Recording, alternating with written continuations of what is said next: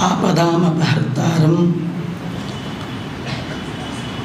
दातारं सर्वसंपदां लोकाभिरामं श्रीरामं भूयो भूयो नमाम्यहं।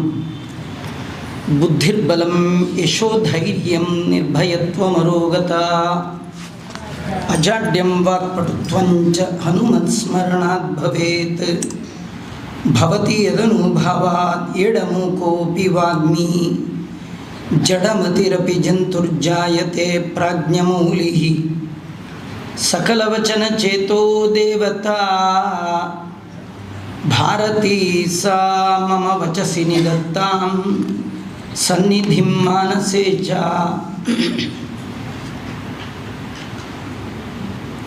मूकोऽपि यत्प्रसादेन मुकुन्दशयनायते राजराजायते रिक्तो राघवेन्द्रं तमाश्रये।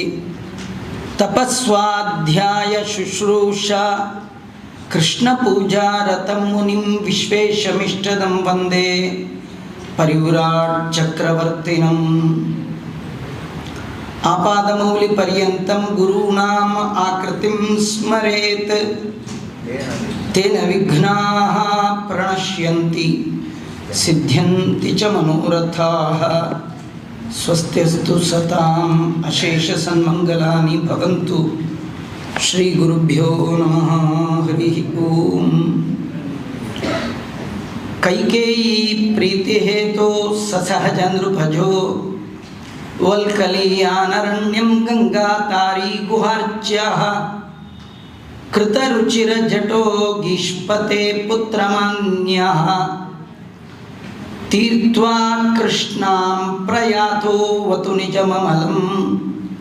चित्रकूटं प्रपन्नं स्वाम्बाभिर्भ्रातरं तं श्रुतजनकगतिः सान्त्वयन् युक्ततीर्थः। श्रीगुरुभ्यो नमः।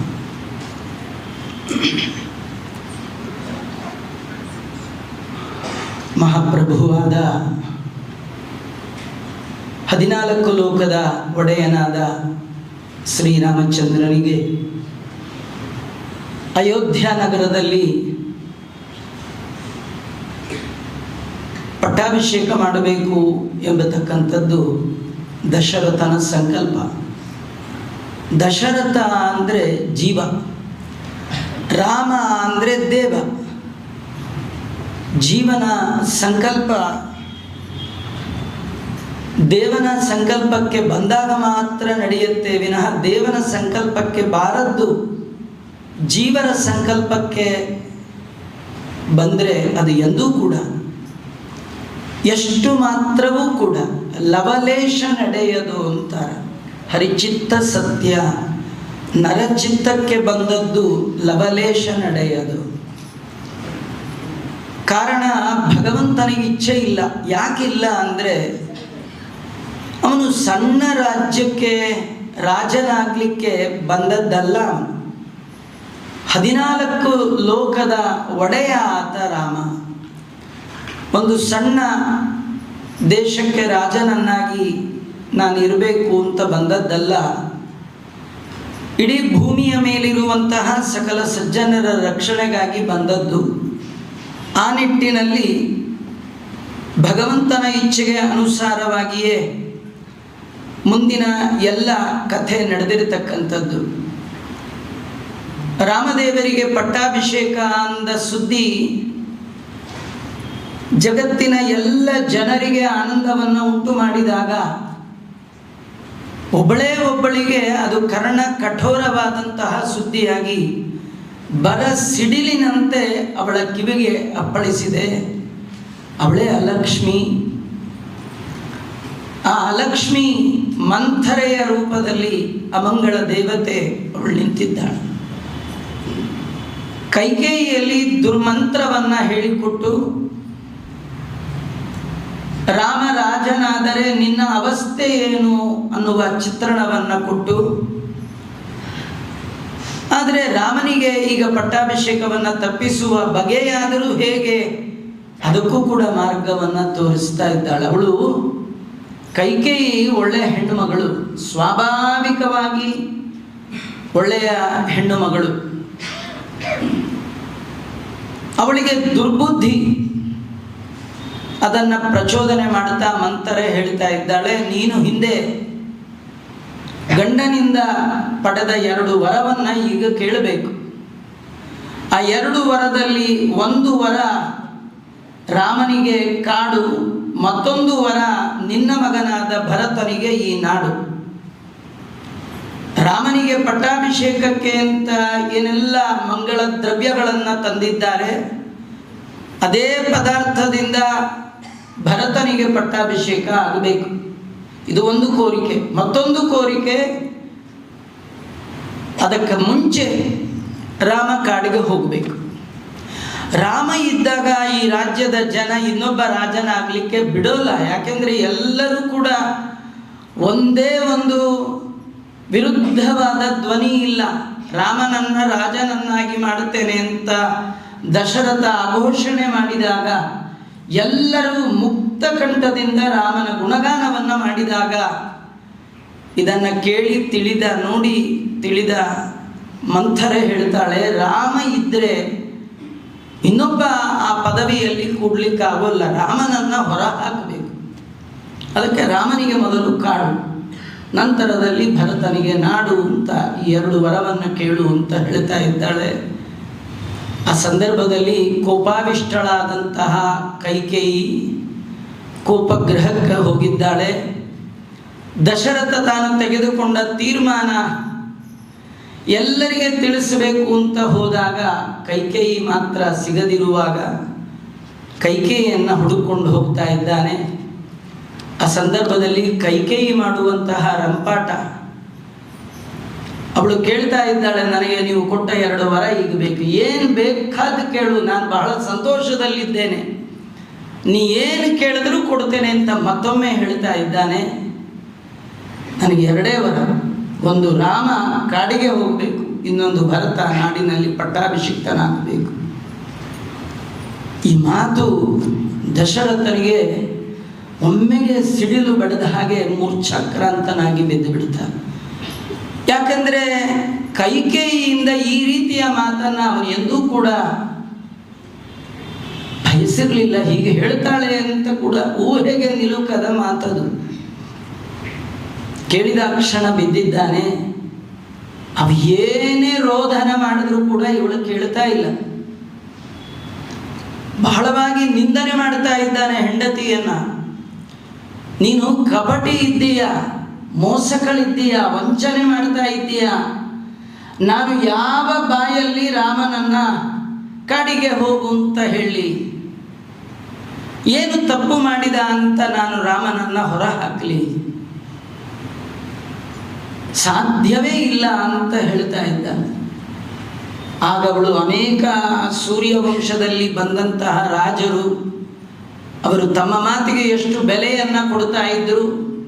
ಆ ವಂಶದಲ್ಲಿ ನೀವು ಕಳಂಕರಾಗಿ ಬರ್ತಾ ಇದ್ದೀರಿ ಮಾತಿಗೆ ತಪ್ಪಿದ್ರೆ ಅಂಥೇಳಿ ವಂಶದ ಹಿರಿಯರ ಎಲ್ಲರನ್ನೂ ನೆನಪಿಗೆ ತಂದುಕೊಟ್ಟು ಆ ವರವನ್ನು ಬಲಾತ್ಕಾರವಾಗಿ ಇಲ್ಲಿ ವರ್ಣನೆ ಮಾಡ್ತಾ ಹೇಳ್ತಾ ಇದ್ದಾರೆ. ಪತಿಗ ವರಬಲಾದ ಆಜಹಾರ ಇವ ರಾಜ್ಯಂ. ಆ ಪತಿ ಕಡೆಯಿಂದ, ದಶರಥನ ಕಡೆಯಿಂದ ರಾಜ್ಯವನ್ನು ಮೋಸದಿಂದ ಕಸಿದುಕೊಂಡಿದ್ದಾಳಂತೆ. ಮೋಸದಿಂದ ಕಸಿದುಕೊಂಡು ರಾಮನಿಗೆ ಕಾಡಾಗಬೇಕು ಅಂತ. ರಾಮ ಕಾಡಿಗೆ ಹೋಗಲಿಕ್ಕೆ ಸಿದ್ಧನಾದ. ಅವನು ಎಲ್ಲರಿಗೆ ನಮಸ್ಕಾರ ಮಾಡಿ ಬೆಳಗಾತ ಎದ್ದು ತನಗೆ ಪಟ್ಟಾಭಿಷೇಕ ಅಂತ ತಾಯಿಗೆ ಹೇಳ್ದ, ಚಿಕ್ಕಮ್ಮಂದಿರಿಗೆ ಹೇಳ್ದ, ಕೈಕೇಯಿಗೆ ಹೇಳಲಿಕ್ಕೆ ಹೋದನಂತೆ. ಯಾಕೆ ಹೋದ? ಕೈಕೇಯಿ ಪ್ರೀತಿ ಹೇತು. ಮಂತ್ರಾಲಯ ಪ್ರಭುಗಳ ಒಂದು ವಾಕ್ಯ, ಒಂದು ಪದ ಕಲ್ಪವೃಕ್ಷ ಇದ್ದಂಗೆ. ಅನೇಕ ಕಥೆಗಳನ್ನು ಆ ಪದದ ಒಳಗೆ, ಆ ವಾಕ್ಯದ ಒಳಗೆ ಮಂತ್ರಾಲಯ ಪ್ರಭುಗಳು ಜೋಡಿಸಿರ್ತಾರೆ. ಒಬ್ಬ ವ್ಯಕ್ತಿ ಒಂದು ಶಬ್ದವನ್ನು ಆಡಿದ ಅಂತ ಆದರೆ ಅದರ ಸಾಪೇಕ್ಷ, ಅವನ ಅಪೇಕ್ಷೆ, ಆ ಪದಗಳ ಒಳಗಿಂದ ಎಷ್ಟು ಭಾವವನ್ನು ಕವಿ ಹೊರ ಹಾಕಿರ್ತಾನೆ, ಅದು ಅವನ ತಲೆಯಲ್ಲಿ ಯೋಚನೆ ಮಾಡಿದಾಗ ಮಾತ್ರ ಅರ್ಥ ಆಗುವಂಥದ್ದು. ಮಂತ್ರಾಲಯ ಪ್ರಭುಗಳ ವಿಸ್ತೃತವಾದ ಬುದ್ಧಿಯಲ್ಲಿ ಒಂದು ಪದಕ್ಕೆ ಎಷ್ಟು ಅರ್ಥ ಇತ್ತು ಅನ್ನೋದನ್ನು ಅವರ ಪೂರ್ವಾಶ್ರಮದ ಸುಪುತ್ರರಾದ ಲಕ್ಷ್ಮೀನಾರಾಯಣಾಚಾರ್ಯರು ಈ ಪದದಿಂದ ಇಷ್ಟೆಲ್ಲ ಕಥೆಗಳನ್ನು ಮಂತ್ರಾಲಯ ಪ್ರಭುಗಳು ಸಂಗ್ರಹ ಮಾಡಿದ್ದಾರೆ ಅಂತ ತೋರಿಸಿಕೊಡ್ತಾರೆ. ರಾಮಚಂದ್ರ ದೇವರು ಕೈಕೇಯಿ ಹತ್ರ ಯಾಕೆ ಹೋದರು ಅಂತಂದರೆ, ಕೈಕೇಯಿಗೆ ರಾಮನ ಮೇಲೆ ಭಾರಿ ಪ್ರೀತಿ, ರಾಮನಿಗೂ ಕೈಕೇಯಿ ಮೇಲೆ ಭಾರಿ ಪ್ರೀತಿ. ಎರಡಕ್ಕಿಂತಲೂ ಹೆಚ್ಚಾಗಿ ತಂದೆಗೆ ಚಿಕ್ಕ ಹೆಂಡತಿಯ ಮೇಲೆ ಭಾರಿ ಪ್ರೀತಿ. ಈ ಎಲ್ಲ ಪ್ರೀತಿಗಳ ಕಾರಣವಾಗಿ ಕೈಕೇಯಿ ಬಳಿಗೆ ಹೋಗಿದ್ದಾನೆ. ಕೈಕೇಯಿ ಅವಳ ಮಂದಿರದಲ್ಲಿಲ್ಲ, ಕೋಪದ ಗೃಹದಲ್ಲಿದ್ದಾಳೆ ಅಂತ ನಾನು ನಿನ್ನೆ ಹೇಳಿದೆ. ಈ ರಾಜಾದಿರಾಜರು ಅವರ ಕಾಲದಲ್ಲಿ ಒಂದು ಕೋಪದ್ದು ಒಂದು ಮನೆ ಅಂತ ಇರ್ತಿತ್ತು. ಕೋಪ ಬಂದವರು ಆ ಮನೆಯಲ್ಲಿ ಇರೋರು, ಆ ಮನೇಲಿ ಇದ್ದವ್ರನ್ನ ಯಾರು ಭೇಟಿ ಆಗಬೇಕಾದ್ರೆ ಅವರು ಕೋಪ ಬಂದಿದೆ ಅಂತ ತಿಳ್ಕೊಂಡು ಮೊದಲೇ ಪ್ರಿಪೇರ್ ಆಗೇ ಒಳಗೆ ಹೋಗೋರು. ಕೋಪ ಬಂದವರು ಇಡೀ ಮನೆಯಲ್ಲಿ ಓಡಾಡಬಾರ್ದು, ಯಾಕಂದರೆ ಅವರಿಂದ ಹೊರಡುವಂತಹ ವೈಬ್ರೇಷನ್ ಇತರರ ಮೇಲೆ ಅದು ದುಷ್ಟವಾದ ಪರಿಣಾಮವನ್ನು ಬೀರುತ್ತೆ ಅಂತ. ಹಿಂದೆಲ್ಲ ಹಾಗೆ ವಿಭಾಗ ಮನೆಯಲ್ಲೇ ಇರ್ತಿತ್ತು. ಈಗ ನಮ್ಮಲ್ಲಿಯೂ ಕೂಡ ನಮ್ಮ ತಾತ ನಿಮ್ಮ ತಾತ ಮನೆಗಳಲ್ಲಿ ದೇವರಿಗೆ ಅಂತ ಒಂದು ಮನೆ ಇರ್ತಿತ್ತು. ಈಗ ಅವರು ದೊಡ್ಡವರು ಸತ್ತಾಗ ದೇವರಿಗೆ ಸಂಬಂಧಪಟ್ಟಂತಹ ಸಾಲಿಗ್ರಾಮಾದಿಗಳನ್ನು ಮಠಕ್ಕೆ ಕೊಟ್ಟ ಮೇಲೆ ಪೂಜೆ ಮಾಡೋರು ಇಲ್ಲ ಅಂತ ಆದಮೇಲೆ ಆ ಮಂದಿರ ವೇಸ್ಟ್ ಅಂತಾಗಿ ಇವತ್ತು 3 ಬೆಡ್ರೂಮ್ 4 ಬೆಡ್ರೂಮ್ 5 ಬೆಡ್ರೂಮ್, ಮಲಗೋದು ಒಂದೇ ಬೆಡ್ರೂಮ್ ಅಲ್ಲಾದರೂ ಬೆಡ್ರೂಮ್ಗಳ ಸಂಖ್ಯೆ ಜಾಸ್ತಿ ಆಗಿದೆ. ಆದರೆ ದೇವರಿಗೆ ಮನೆಯೇ ಇಲ್ಲ. ಇನ್ನೂ ಒಂದು 25-30 ವರ್ಷ ಅಥವಾ ಈಗಲೇ ಇದ್ದರೂ ಇರಬಹುದು, ಅದು ಅಡುಗೆ ಮನೆ ಅನ್ನೋ ಕಾನ್ಸೆಪ್ಟೇ ಹೋಗಿಬಿಡುತ್ತೆ. ಯಾರ ಮನೆಯಲ್ಲೂ ಅಡುಗೆ ಮನೆ ಇಲ್ಲ. ಯಾಕಂದರೆ ಏನು ಬೇಕಿದ್ರೂ ಆನ್ಲೈನ್ ಬುಕ್ ಮಾಡಿ ಅರ್ಧ ಲೀಟ್ರ್ ಸಾರು, 1/4 ಲೀಟ್ರ್ ಹುಳಿ, 100 ಗ್ರಾಮ್ ಅನ್ನ, 2 ಚಪಾತಿ ಮುಗಿದು ಹೋಯ್ತು. ಅದನ್ನು ತರಿಸ್ತಾರೆ, ತಿಂತಾರೆ. ಅಡುಗೆ ಮನೆ ಯಾಕೆ ಬೇಕಿದ್ದಕ್ಕೆ? ಹೀಗಾಗಿ ಮುಂದುವರಿತಾ ನಾವು ಹೇಗೆ ರೂಮ್ಗಳನ್ನು ಕಡಿಮೆ ಮಾಡ್ಕೊಂಡು ಬಂದ್ವಿ. ಅಂದರೆ ಆ ಕಾಲದಲ್ಲಿ ಕೋಪಕ್ಕೆ ಒಂದು ಗೃಹ ಇರ್ತಿತ್ತು. ಇವಳು ಅಲ್ಲಿದ್ದಾಳೆ. ರಾಮದೇವರು ಪ್ರವೇಶ ಮಾಡಿ ನೋಡಿದಾಗ ಅಲ್ಲಿ ನಡೆದಿರುವಂತಹ ಘಟನೆ, ಅಲ್ಲಿರುವ ಸನ್ನಿವೇಶವನ್ನು ಕಂಡು ಆಶ್ಚರ್ಯ ಪಡ್ತಾ, ತಂದೆ ಹೀಗೆ ಯಾಕೆ ನೆಲದ ಮೇಲೆ ರೋದನ ಮಾಡ್ತಾ ಮಲಗಿದ್ದಾರೆ? ಕೈಕೇಯಿ ನಿರ್ಭಿಡೆಯಿಂದ ಹೇಳ್ತಾ ಇದ್ದಾಳೆ, ನಿಮ್ಮಪ್ಪ ನನಗೆ ಕೊಟ್ಟ ವರ, ಆ ವರವನ್ನು ನಾನೀಗ ಕೇಳಿದೆ, ಅದನ್ನು ನಡೆಸ್ಲಿಕ್ಕಾಗತ್ತೋ ಇಲ್ವೋ ಅಂತ ನಿನ್ನ ತಂದೆ ಅಳ್ತಾ ಇದ್ದಾನೆ. ಏನು ವರ ಅದು? ರಾಮ ಕೇಳಿದಾಗ ಹೇಳ್ತಾ ಇದ್ದಾಳೆ, ನೀನು ಕಾಡಿಗೆ ಹೋಗಬೇಕು, ನಿನ್ನ ಸ್ಥಾನದಲ್ಲಿ ನನ್ನ ಮಗ ಭರತ ಕೊಡಬೇಕು. ರಾಮನಿಗೆ ಬಹಳ ಸಂತೋಷ ಆಯಿತು. ರಾಮ ಅಂತ ಇದ್ದಾನೆ, ಎಂಥ ಪ್ರೀತಿ ಕೈಕೇಯಿ, ಚಿಕ್ಕಮ್ಮ ನಿನಗೆ ನನ್ನ ಮೇಲೆ ಎಂಥ ಪ್ರೀತಿ.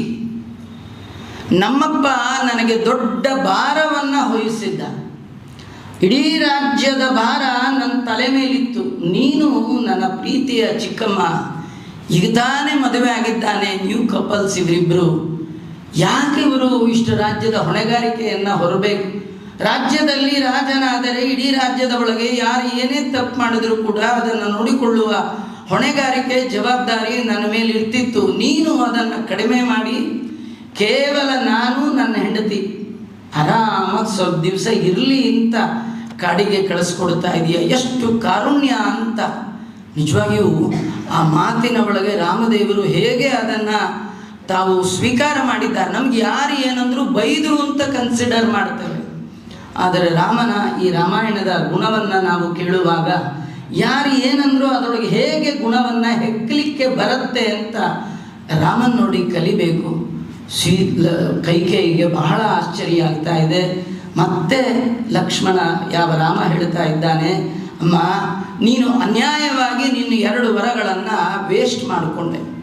ನೀನು ನಮ್ಮಪ್ಪನ ಕೇಳೋ ಬದಲು ನನ್ನನ್ನೇ ನೇರ ಕೇಳಿದರೆ ನಿನ್ನ ಮಾತಿಗೆ ನಾ ಇಲ್ಲ ಅಂತಿದ್ನ. ಆದ್ದರಿಂದ ನಾನು ಕಾಡಿಗೆ ಹೋಗ್ತಿದ್ದೆ, ವೃದ್ಧ 2 ವರಗಳನ್ನು ವ್ಯರ್ಥ ಮಾಡಿಕೊಂಡೆ ಎಂದಾಗ ಇನ್ನೂ ಆಶ್ಚರ್ಯ ಪಡ್ತಾ ಇದ್ದಾಳೆ ಕೈಕೇಯಿ. ಇಷ್ಟೆಲ್ಲ ಮಾತನ್ನು ಕೇಳಿ ದಶರಥ ಗಟ್ಟಿಯಾಗಿ ರೋದನೆ ಮಾಡ್ತಾ ಇದ್ದಾನೆ. ರಾಮ, ನೀನು ಕೈಕೇಯಿ ಮಾತು ಕೇಳಬೇಡ. ನಾನು ಹೆಣ್ಣಿಗೆ ವಶನಾಗಿ ಕೊಟ್ಟ ರಾಜ್ಯ ಇದು ಊರ್ಜಿತ ಆಗೋಲ್ಲ. ನಿಜವಾಗಿ ರಾಜ ನೀನು ಬೇಕಾದ್ದು ಮಾಡಬಹುದು, ನೀನೇ ರಾಜ ಅಂತ ಬೇರೆ ಬೇರೆ ರೀತಿಯಿಂದ ವಿಲಾಪನ ಮಾಡ್ತಾ ಇದ್ದಾನೆ. ಆದರೂ ಕೂಡ ಯಾವ ಮಾತಿಗೆ ಗಮನ ಕೊಡದೆ ನೇರ ತಾನು ಕಾಡಿನ ಕಡೆ ಮುಖ ಮಾಡಿ ಹೊರಟಿದ್ದಾನಂತೆ. ಕೈಕೇಯಿಗೋಸ್ಕರವಾಗಿ ಹೋಗ್ತಾ ಇದ್ದಾನೆ. ಕೈಕೇಯಿಗೂ ಪ್ರೀತಿಯನ್ನು ಉಂಟು ಮಾಡಬೇಕು ಅಂತ ರಾಮಚಂದ್ರ ದೇವರು ಕಾಡಿನ ಕಡೆಗೆ ಮುಖ ಮಾಡಿ ಹೊರಟಿದ್ದಾನೆ. ಅವನು ಹೊರಟಾಗ ಈ ಸುದ್ದಿ ಎಲ್ಲ ಕಡೆ ಹರಡ್ತಾ ಇದೆ. ರಾಮದೇವರಿಗೆ ಪಟ್ಟಾಭಿಷೇಕ ಅಲ್ಲ, ನಾಳೆ ಅವ ಕಾಡಿಗೆ ಹೊರಡ್ತಾ ಇದ್ದಾನೆ. ಮೊದಲು ಬಂದು ರಾಮ ತಾಯಿಗೆ ಹೇಳಿದ ಬೆಳಗ್ಗೆ ಪಟ್ಟಾಭಿಷೇಕ. ಒಂದು ಅರ್ಧ ಗಂಟೆ ಆದಮೇಲೆ ಮತ್ತೆ ರಾಮ ತಾಯಿಯ ಬಳಿಗೆ ಬಂದಿದ್ದಾನೆ. ಅಮ್ಮ ಪಟ್ಟಾಭಿಷೇಕ ಅಂತ ನಿಂಗೆ ಹೇಳಿದೆ, ಅದು ಸ್ವಲ್ಪ ವ್ಯತ್ಯಾಸ ಆಗಿ ಕ್ಯಾನ್ಸಲ್ ಆಗಿ ನನಗೆ ಕಾಡಾಗಿದೆ, ನಾನು ನಾಳೆ ಬೆಳಗ್ಗೆ ಅರಣ್ಯ ಪ್ರವೇಶ ಮಾಡ್ತಾ ಇದ್ದೇನೆ ಇಂದ. ರಾಮಾಯಣದಲ್ಲಿ ವಾಲ್ಮೀಕಿಗಳು ವರ್ಣನೆ ಮಾಡುತ್ತಾರೆ, ನಾಡು ಪಟ್ಟಾಭಿಷೇಕ ಅಂದಾಗ ರಾಮನ ಮುಖದಲ್ಲಿ ಯಾವ ಭಾವ ಇತ್ತೋ ಕಾಡು ಅಂದಾಗಲೂ ಕೂಡ ಅದೇ ಭಾವ ಇತ್ತಂತ. ಸಂಪತ್ತು ಬಂದಾಗ ಹಿಗ್ಗೋದು, ಕಳ್ಕೊಂಡಾಗ ಕುಗ್ಗೋದು, ಇದು ಮನುಷ್ಯರ ಪುರುಷರ ಲಕ್ಷಣವಾದರೆ ಪುರುಷೋತ್ತಮ ನಾನು ಅಂತ ಪರಮಾತ್ಮ ತೋರಿಸ್ತಾ ತನ್ನಲ್ಲಿ ಯಾವುದೇ ವಿಧವಾದ ಆ ವಿಕಾರಗಳಿಗೆ ಆಸ್ಪದವನ್ನು ಕೊಡ್ತಾ ಇಲ್ಲ. ಆ ಸಂದರ್ಭದಲ್ಲಿ ಕೌಸಲ್ಯೆ ಮತ್ತು ರಾಮರ ನಡುವೆ ನಡೆದ ಸಂವಾದವನ್ನು ವಾಲ್ಮೀಕಿಗಳ ಬಾಯಲ್ಲಿ ಕೇಳಬೇಕು. ವಾಲ್ಮೀಕಿ ರಾಮಾಯಣ ತುಂಬ ಮನೋಜ್ಞವಾಗಿ ಆದಿ ಕವಿಗಳಾದ ವಾಲ್ಮೀಕಿಗಳು ವರ್ಣನೆ ಮಾಡ್ತಾರೆ. ತಾಯಿ ಹೇಳ್ತಾಳೆ, ರಾಮ ನೀನು ವೇದವನ್ನು ಅಧ್ಯಯನ ಮಾಡಿದವ, ಚೆನ್ನಾಗಿ ವೇದ ಅಧ್ಯಯನ ಮಾಡಿದ್ದೀಯ. ತಂದೆ ತಾಯಿಗಳಲ್ಲಿ ಮೊದಲ ಸ್ಥಾನ ಯಾರಿಗೆ ಕೊಡಬೇಕು ನಿನಗೆ ಗೊತ್ತಿದೆಯಾ ಇಲ್ವಾ? ವೇದಗಳು ಏನು ಹೇಳುತ್ತೆ? ಮಾತೃದೇವೋ ಭವ, ಆಮೇಲೆ ಪಿತೃದೇವೋ ಭವ. ನೀನು ತಂದೆಯ ವಾಕ್ಯವನ್ನು ಪರಿಪಾಲನೆ ಮಾಡಲಿಕ್ಕೆ ಕಾಡಿಗೆ ಹೋಗೋದಾದರೆ ತಾಯಿಯಾಗಿ ನಾನು ಒಂದು ವಾಕ್ಯವನ್ನು ಹೇಳ್ತಾ ಇದ್ದೇನೆ, ಇದರ ಪರಿಪಾಲನೆ ಮಾಡು, ನೀನೇ ರಾಜ, ನೀನು ರಾಜ್ಯಭಾರ ಮಾಡಬೇಕು, ಇದು ನಾನು ತಾಯಿಯಾಗಿ ನಿನಗೆ ಮಾಡುವ ಆಜ್ಞೆ. ರಾಮ ಹೇಳ್ತಾನೆ, ಅಮ್ಮ ನನಗೆ ನೀವಿಬ್ಬರು ಬೇರೆ ಅಲ್ಲ, ಅಮ್ಮನಿಗೆ ಎಷ್ಟು ಗೌರವವೋ ಅಪ್ಪನಿಗೂ ಅಷ್ಟೇ ಗೌರವ, ಅಪ್ಪನಿಗೆ ಎಷ್ಟು ಗೌರವ ಅಮ್ಮನಿಗೆ. ಆದರೆ ಈ ಫಸ್ಟ್ ಕಮ್ ಫಸ್ಟ್ ಸರ್ವ್ ಅಂತಾರೆ ನೋಡಿ, ಅಪ್ಪನ ಮಾತನ್ನು ಮೊದಲು, ಎರಡನೇ ಸತಿ ನೀ ಹೇಳಿದೆಯಾದ ಕಾರಣ 14 ವರ್ಷ ಆದಮೇಲೆ ಖಂಡಿತವಾಗಿ ನಿನ್ನ ಮಾತಿಗೆ ಅನುಗುಣವಾಗಿ ನಾನು ಬಂದು ಈ ಸಿಂಹಾಸನದಲ್ಲಿ ಕೂತು ಪಟ್ಟಾಭಿಷಿಕ್ತನಾಗಿ ರಾಜನಾಗಿ ನಿನ್ನ ಮನಸ್ಸನ್ನು ರಂಜನೆಗೊಳಿಸ್ತೇನೆ ಅಂತ ರಾಮ ಹೇಳ್ತಾ ಇದ್ದಾರೆ. ಕಡೆಗೆ ಹೇಳ್ತಾ ಇದ್ದಾಳೆ, ಒಂದು ಕೆಲಸ ಮಾಡು ರಾಮ, ನಾ ಏನು ಹೇಳಿದ್ರು ನೀನು ಸತ್ಯ ಸಂಕಲ್ಪ, ನೀನು ಒಮ್ಮೆ ನಿನ್ನ ಮನಸ್ಸಿಗೆ ಬಂದದ್ದನ್ನು ಎಂದೂ ಕೂಡ ಚೇಂಜ್ ಮಾಡುವ ಸಂಪ್ರದಾಯ ಇಲ್ಲ, ನೀವು ಹೋಗೇ ಹೋಗ್ತೀಯ. ನಂದೊಂದು ರಿಕ್ವೆಸ್ಟ್ ಅಂದು, ಏನು ಅಂದ, ಇನ್ನೇನಿಲ್ಲ, ಇವತ್ತು ಒಂದು ದಿನ ನೀನು ನನ್ನ ಕಣ್ಣೆದುರಿಗೆ ಇದ್ದು ಬಿಡು, ನಾನು ನಿನಗಿಷ್ಟವಾದ ಎಲ್ಲ ಪದಾರ್ಥಗಳನ್ನು ಹಾಕಿ ನೀನು ಸಂತೋಷದಿಂದ ಊಟ ಮಾಡೋದನ್ನು ನೋಡಿಬಿಡ್ತೀನಿ. ಯಾಕಂದರೆ 14 ವರ್ಷ ನೀನು ಕಾಡಿಗೆ ಹೋದ್ಮೇಲೆ ನಿನ್ನ ಹೊಟ್ಟೆ ಕಡೆ ನೋಡೋರು ಯಾರಿದ್ದಾರೆ? ಯಾವಾಗಲೂ ತಾಯಿಗೆ ಮಕ್ಕಳ ಹೊಟ್ಟೆಯ ಮೇಲೆ ಯೋಚನೆ ಇರುತ್ತೆ ಅಲ್ವಾ? ಆ ತಾಯಿ ಹೇಳ್ತಾಳೆ, ನಿಮ್ಮ ಮುಂದೆ ಗೆಡ್ಡೆ ಗೆಣಸು ಎಲ್ಲಿ ಏನು ಸಿಗುತ್ತೋ ಏನು ಸಿಗಲ್ವೋ, ಆದರೆ ನೀನು ಕಾಡಿಗೆ ಹೋಗಿ ಅಲ್ಲಿ ವಾಸ ಮಾಡೋದನ್ನು ನನಗೆ ನೆನಪಿಸ್ಕೊಳ್ಳಿಕ್ಕೂ ಆಗ್ತಾ ಇಲ್ಲ. ಅದರಿಂದ ನನ್ನ ಆತ್ಮತೃಪ್ತಿಗೋಸ್ಕರವಾಗಿ ಒಂದು ದಿನ 24 ಗಂಟೆ ಕಾಲ ನನ್ನ ಮುಂದೆ ಇದ್ದುಬಿಡು, ನನಗೆ ಇಷ್ಟವಾದ ನಿನಗೆ ಇಷ್ಟವಾದ ಎಲ್ಲ ಸಿಹಿ ಪದಾರ್ಥಗಳನ್ನು ಎಲ್ಲವನ್ನೂ ಮಾಡಿ ನಿನಗೆ ಅರ್ಪಣೆ ಮಾಡ್ತೀನಿ ಅಂದರೆ ರಾಮ ಅಂತಾನೆ, ಸಾಧ್ಯನೇ ಇಲ್ಲ ಅಂದ. ನಾ ಈಗಲೇ ಹೊರಟೆ ಅಂದ. ಯಾಕೆ ಅಂದರು?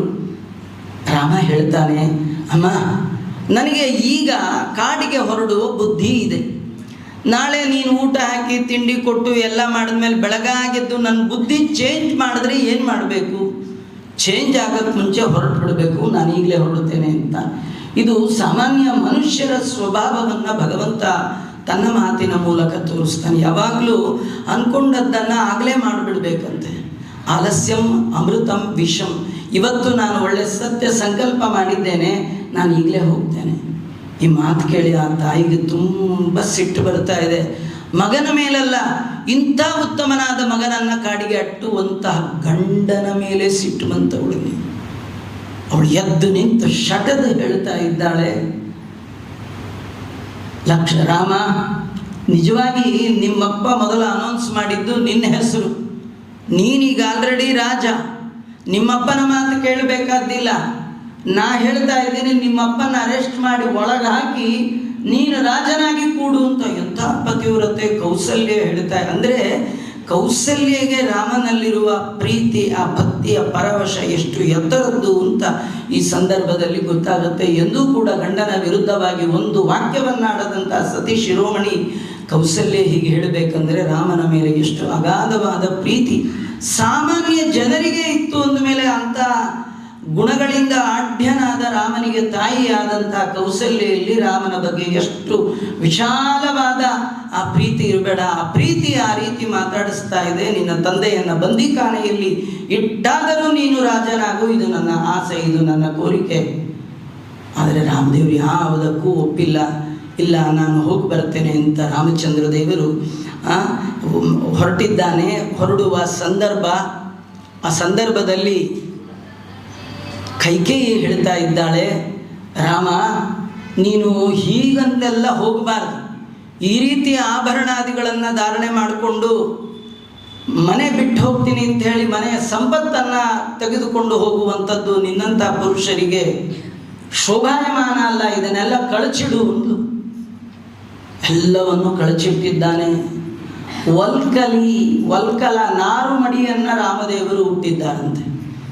ಯಾಕೆಂದರೆ ನಾನು ಹೋಗ್ತಿರೋದು ಕಾಡಿಗೆ, ಅಲ್ಲಿರುವಂಥ ಋಷಿಗಳು ಮುನಿಗಳೆಲ್ಲ ಯಾವುದೋ ಒಂದು ಅರಳಿನಲ್ಲಿ ಪಂಚೆ ಉಟ್ಕೊಂಡಿರುವಾಗ ಅವ್ರ ಮುಂದೆ ನಾನು ನನ್ನ ಶ್ರೀಮಂತಿಕೆಯನ್ನು ತೋರಿಸೋದು ಸರಿಯಲ್ಲ ಅಂತ ರಾಮದೇವರು ಜನರ ಮಧ್ಯದಲ್ಲಿ ಜನನಂತೆ ಇರ್ತಾನೆ. ಜನರ ಮಧ್ಯದೊಳಗೆ ಜನಿಸುವ ಜಗದುದರ ತಾನು ಅಂತ ದಾಸರಾಯರು. ಜನರ ಮಧ್ಯದಲ್ಲಿ ತಾನು ಎಕ್ಸ್ಟ್ರಾ ಅಂತ ತೋರಿಸ್ಕೊಳ್ಳೋದೇ ಇಲ್ಲ, ಎಲ್ಲರ ಒಳಗೆ ತಾನು ಒಂದಾಗುವಂತಹ ಕ್ರಮ. ಅದಕ್ಕೆ ಸರಿಯಾಗಿ ಕೈಕೇಯಿ ಹೇಳ್ತಾ ಇದ್ದಾಳೆ, ನೀನು ನಾರುಮಡಿ ಉಡಬೇಕು ಅಂತ. ರಾಮದೇವ್ರಿಗೇನ್ರಿ ನಾರುಮಡಿ ಆದರೂ ಅಷ್ಟೇ, ಏನೇ ಆದರೂ ಅಷ್ಟೇ, ಅವನು ದೇವರು, ಅವನು ಏನಿದ್ರು ಚೆನ್ನ. ದೇವ್ರಿಗೆ ನೋಡಿ ತಿರುಪ್ತಿಲ್ ತಿಮ್ಮಪ್ಪನಿಗೆ ಕವಚ ಹಾಕಿ ನೋಡ್ತೀನಿ ಅಂದರೂ ಕಾಸು ಕೊಡು ಅಂತಾನೆ, ಅದಕ್ಕೂ ಒಂಥರ. ಇಲ್ಲ ಕವಚ ಎಲ್ಲ ತೆಗೆದಿದ್ದೀನಿ ಹಾಗಾದ್ರೆ ವಿಶ್ವರೂಪದ ದರ್ಶನಕ್ಕೆ ಕಾಸು ಕೊಡು ಅಂತ. ಇಲ್ಲ ನಾಮ ಚೂರು ಹಾಕ್ಕೊಂಡಿದ್ದೀನಿ ನೇತ್ರ ದರ್ಶನ ಕಾಸು ಕೊಡು ಅಂತ. ಇಲ್ಲ ಪಾದದ ಮೇಲೆ ಕವಚ ಹಾಕಿಲ್ಲ ಪಾದ ದರ್ಶನ, ಅದಕ್ಕೂ ಕಾಸು ಕೊಡು. ಅವ್ನು ಏನು ಮಾಡಿದ್ರು ಚೆನ್ನ ರೀ. ಅವನು ಆಭರಣ ಹಾಕ್ಕೊಂಡ್ರು ಚೆನ್ನ, ಹಾಕ್ಕೊಳ್ಳದೆ ಇದ್ರು ಚೆನ್ನ, ಬಿಳಿದೊಂದು ಪಂಚ ಉಟ್ಕೊಂಡ್ರು. ರಾಮ ಅವನು ಏನು ಮಾಡಿದ್ರು ಚೆನ್ನ, ನಾರ್ಮಡಿ ಉಟ್ಕೊಂಡ. ಅಷ್ಟಕ್ಕೆ ಬಿಡ್ಲಿಲ್ಲಂತವಳು ಕೈಕೇಯಿ ಸೀತೆಗೆ 2 ನಾರುಮಡಿ ಕೊಟ್ಟಿದ್ದಾಳಂತೆ. ಸೀತೆ ನೀನು ಅಷ್ಟೇ ಗಂಡನಿಗೆ ಸಹಚಾರಿಣಿಯಾಗಿ ಸಹಧರ್ಮಿಣಿಯಾಗಿ ಹೋಗಬೇಕೇ ವಿನಃ ಗಂಡ ಎಲ್ಲೋ ಮಡ್ಪಂಚೆ ಉಟ್ಕೊಂಡಿರೋದು, ಹೆಂಡತಿ ಇದು ಬಂದು ಜ್ಯುವೆಲ್ ಶಾಪೆಲ್ಲ ಮೈ ಮೇಲೆ ಹಾಕ್ಕೊಂಡು ತಿರುಗುತ್ತಾ ಇದ್ದರೆ ಏನು ಚೆನ್ನ ಅದು. ಅದರಿಂದ ನೀನು ಎಲ್ಲ ನಿಲುವಾಭರಣ ಎಲ್ಲ ಕಳಚಿಟ್ಟು ಋಷಿ ಪತ್ನಿಯರು, ಋಷಿಯ ಹೆಣ್ಣು ಮಕ್ಕಳು ಹೇಗಿರ್ತಾರೆ ಹಾಗೆ ನಾರುಮಡಿ ಉಡಬೇಕು ಅಂತ 2 ನಾರುಮಡಿಗಳನ್ನು ತಂದು ಕೊಟ್ಟಿದ್ದಾಳೆ. ಸೀತಾದೇವಿ ಜನ್ಮದಲ್ಲಿಯೇ ಆ ಬಟ್ಟೆ ನೋಡಿಲ್ಲಂತೆ. ಎಲ್ಲಿ ನೋಡ್ಬೇಕ್ರಿ ಅವಳು. 2 ನಾರುಮಡಿ ಕೊಟ್ಟರೆ ಒಂದನ್ನು ಕುತ್ತಿಗೆಗೆ ಹಾಕ್ಕೊಂಡಿದ್ದಾಳೆ, ಅದು ಉಪವಸ್ತ್ರ. ಇನ್ನೊಂದು ವಸ್ತ್ರ ಹೇಗೆ ಉಡಬೇಕು ಗೊತ್ತಿಲ್ಲ. ತುಂಬ ನಾಚಿ ರಾಮನ ಕಡೆ ನೋಡ್ತಾ ಇದ್ದಾಳಂತೆ. ರಾಮನಿಗೆ ಗೊತ್ತಾಯಿತು, ಹೆಂಡತಿ ನೋಡಿದ ತಕ್ಷಣ ತಿಳ್ಕೊಳ್ಳೋನೇ ಗಂಡ ನೋಡಿದ ತಕ್ಷಣ ತಿಳ್ಕೊಳ್ಳೋವಳೆ ಹೆಂಡತಿ. ಇದ್ದರೆ ರಾಮ ಸೀತೆ ಥರ ಇರಬೇಕು. ಅವ್ರು ಹಾಗಿದ್ದರು. ಸೀತೆ ಹೀಗೆ ನೋಡಿದ ತಕ್ಷಣ ರಾಮನಿಗೆ ಗೊತ್ತಾಯಿತು. ರಾಮ ಓಡೋಡಿ ಬಂದು ಅವಳ ಪೀತಾಂಬರದ ಮೇಲೆ ನಾರುಡೆಯನ್ನು ಉಟ್ಟು ತೋರಿಸಿದ್ದಾನಂತೆ. ಆ ನಾರುಡೆಯನ್ನು ಉಟ್ಟಾಗ ಅವಳು ತಲೆ ತಗ್ಗಿಸಿ ನಿಂತ್ಕೊಂಡಿದ್ದಾಳೆ. ಆಗ ಈ ಸಂದರ್ಭವನ್ನು ಅವರ ಮನೆ ಪುರೋಹಿತರಿಗೆ ನೋಡಲಿಕ್ಕಾಗಲಿಲ್ಲ. ವಸಿಷ್ಠರು ಶಟದಿ ಎದ್ದು ನಿಂತಿದ್ದಾರೆ. ಅವರು ಬೈತಾ ಇದ್ದಾರೆ. ಅವರು ಹೇಳ್ತಾ ಇದ್ದಾರೆ, ಕೈಕೇಯಿ ನೀನು ನಿನ್ನ ಗಂಡ ಮತ್ತು ನಿನ್ನ ಕುಲಕ್ಕೆ ಕಳಂಕ ತರುವಂಥ ಹೆಣ್ಣು ಮಗಳಾಗಿದ್ದೀಯ.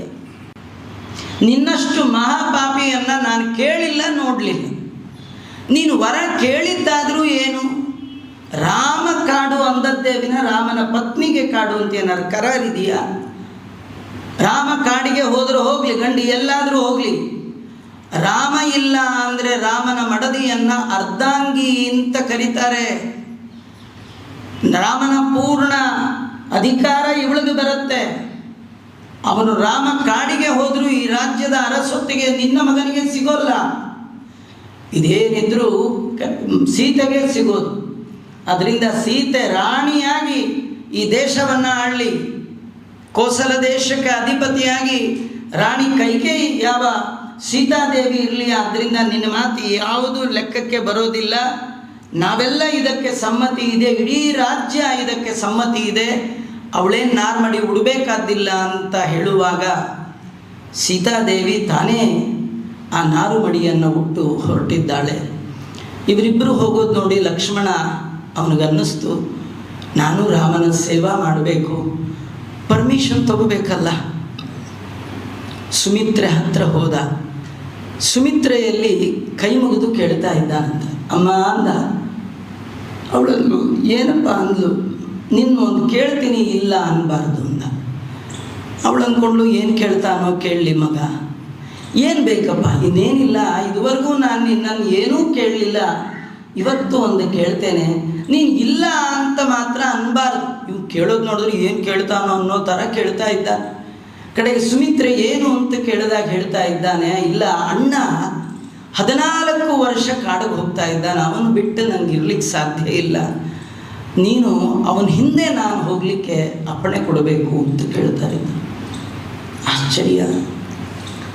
ಅವನು ಕೇಳಿದ್ದಕ್ಕಿಂತಲೂ ಆಶ್ಚರ್ಯ ಅವರಮ್ಮ ಆಡಿದ ಮಾತು.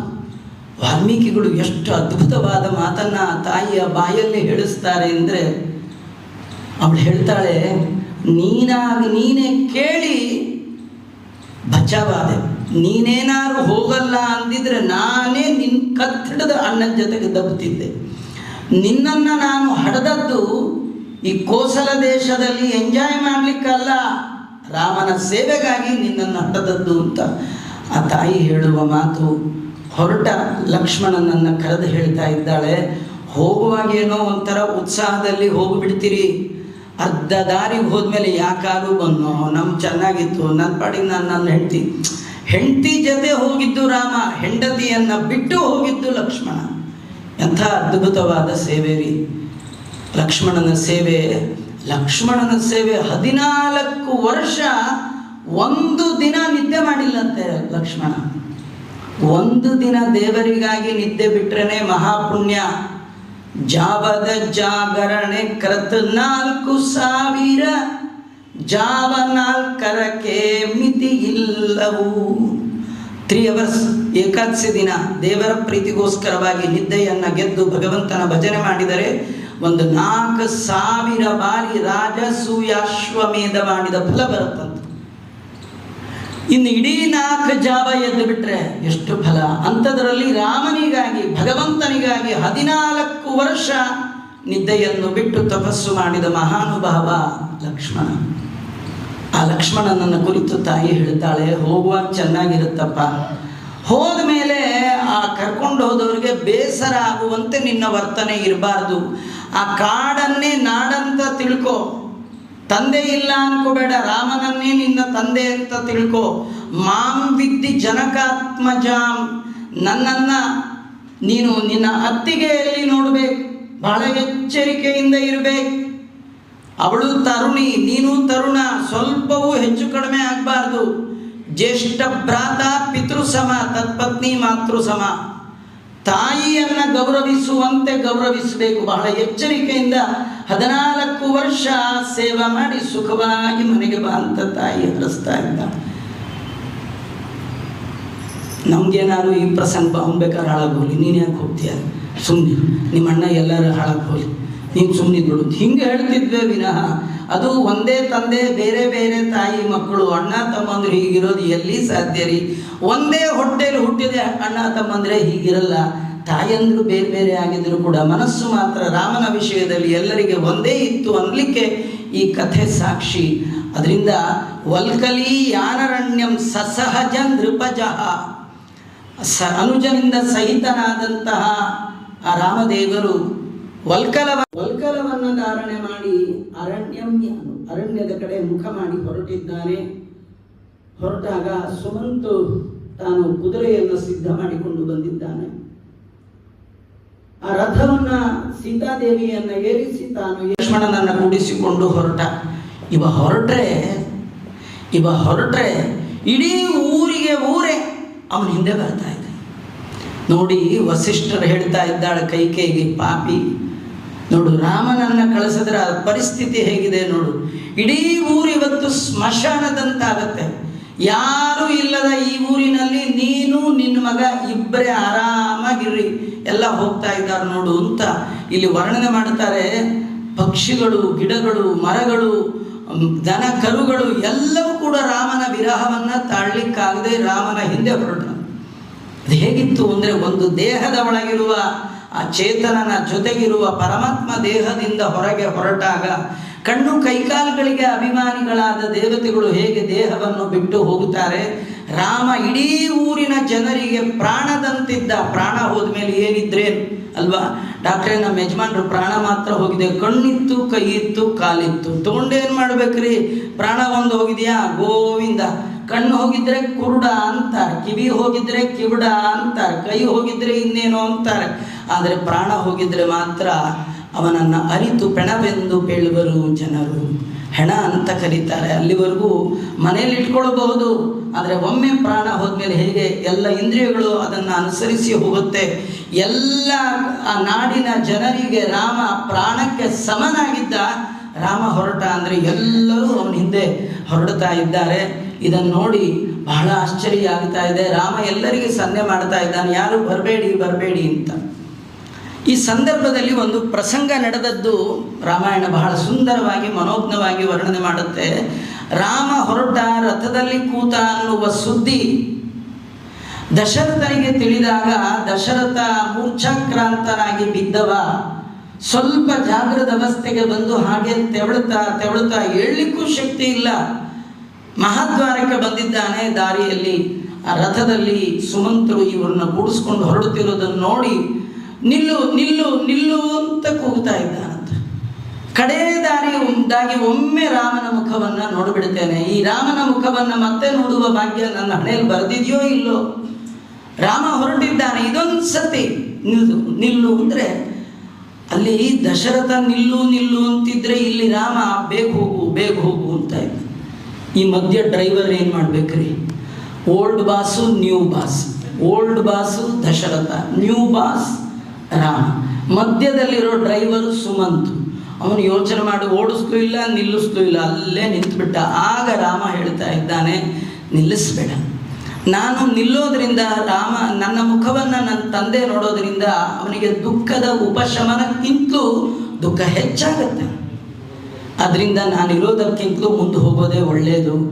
ಅದಕ್ಕೆ ಸುಮಂತು ಅಂದ, ನೀವು ಹೇಳಿದ ಮಾತು ಕೇಳಿ ನಿಮ್ಮನ್ನು ಕರ್ಕೊಂಡು ನಾನೇನೋ ಹೊರಡ್ಬೋದು, ಆದರೆ ನಾಳೆ ವಾಪಸ್ ಇಲ್ಲೇ ಬಂದಾಗ ದಶರಥ ನನ್ನ ಕೇಳ್ತಾನೆ, ಎಷ್ಟು ವರ್ಷದಿಂದ ನನ್ನಲ್ಲಿ ನೀನು ಮಂತ್ರಿ ಆದವ, ಒಂದು ದಿನ ನನ್ನ ಮಾತನ್ನು ಮೀರದವ, ಇವತ್ತು ಕಡೆಯದಾಗಿ ನನ್ನೊಂದು ಕೋರಿಕೆ ರಾಮನ ಮುಖವನ್ನು ನೋಡ್ತೀನಿ ಅಂದರೆ ತೋರಿಸಿದಾಗೆ ಕರ್ಕೊಂಡು ಹೋಗ್ಬಿಟ್ಟಿಯಲ್ಲ, ಯಾಕೆ ನನ್ನ ಮಾತಲ್ಲಿ ನಿನಗಿಷ್ಟು ನೆಗಣ್ಯ ಅಂತ ಕೇಳಿದರೆ ನಾನೇನು ಉತ್ತರ ಕೊಡಲಿ?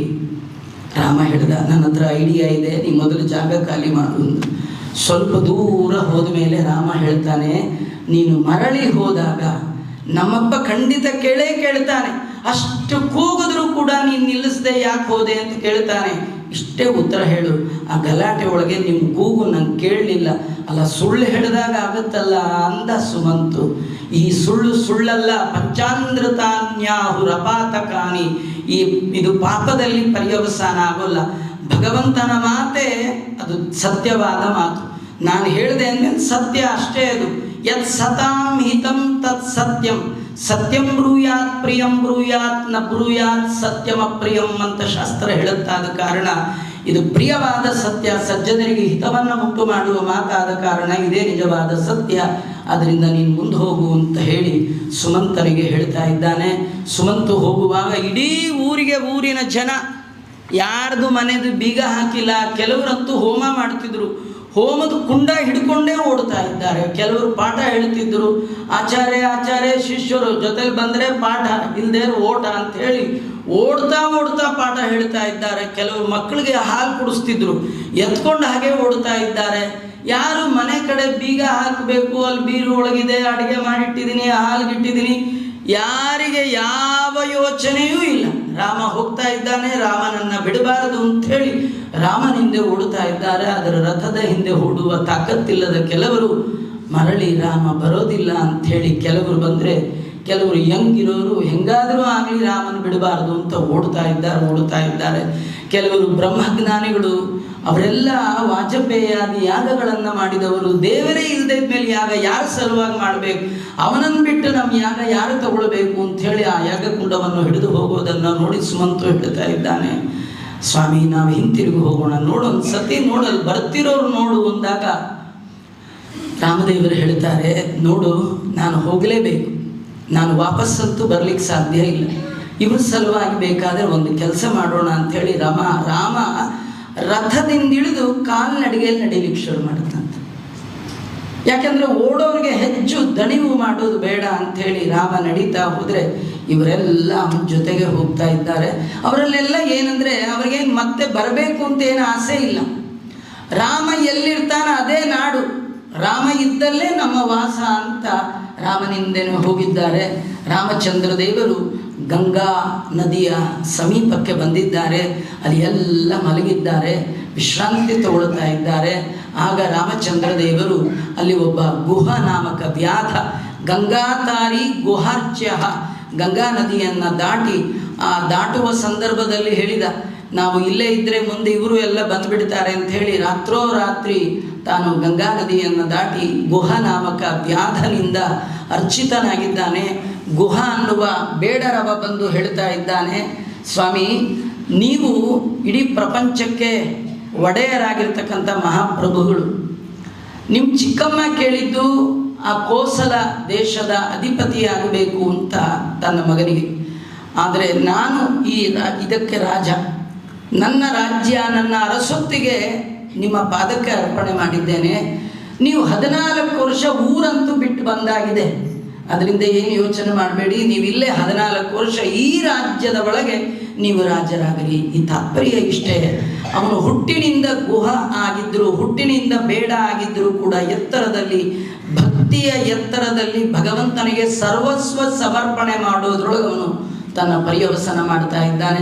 ಸರ್ವ ಸಮರ್ಪಣೆಯೇ ಸದುಪಾಯ, ನಂದೇನದು ಸ್ವಾಮಿ ನಿಂದೇ ಇದೆಲ್ಲ ಅಂಥೇಳಿ ತನ್ನ ಸರ್ವಸ್ವವನ್ನು ರಾಮಚಂದ್ರ ದೇವರಿಗೆ ಅರ್ಪಣೆ ಮಾಡಿದಾಗ ರಾಮ ಹೇಳ್ತಾನೆ, ನಾನು ನಾಡಿನ ಒಳಗೆ ಬರೋಲ್ಲ ಅಂತ ಹೇಳಿಬಿಟ್ಟಿದ್ದೆ.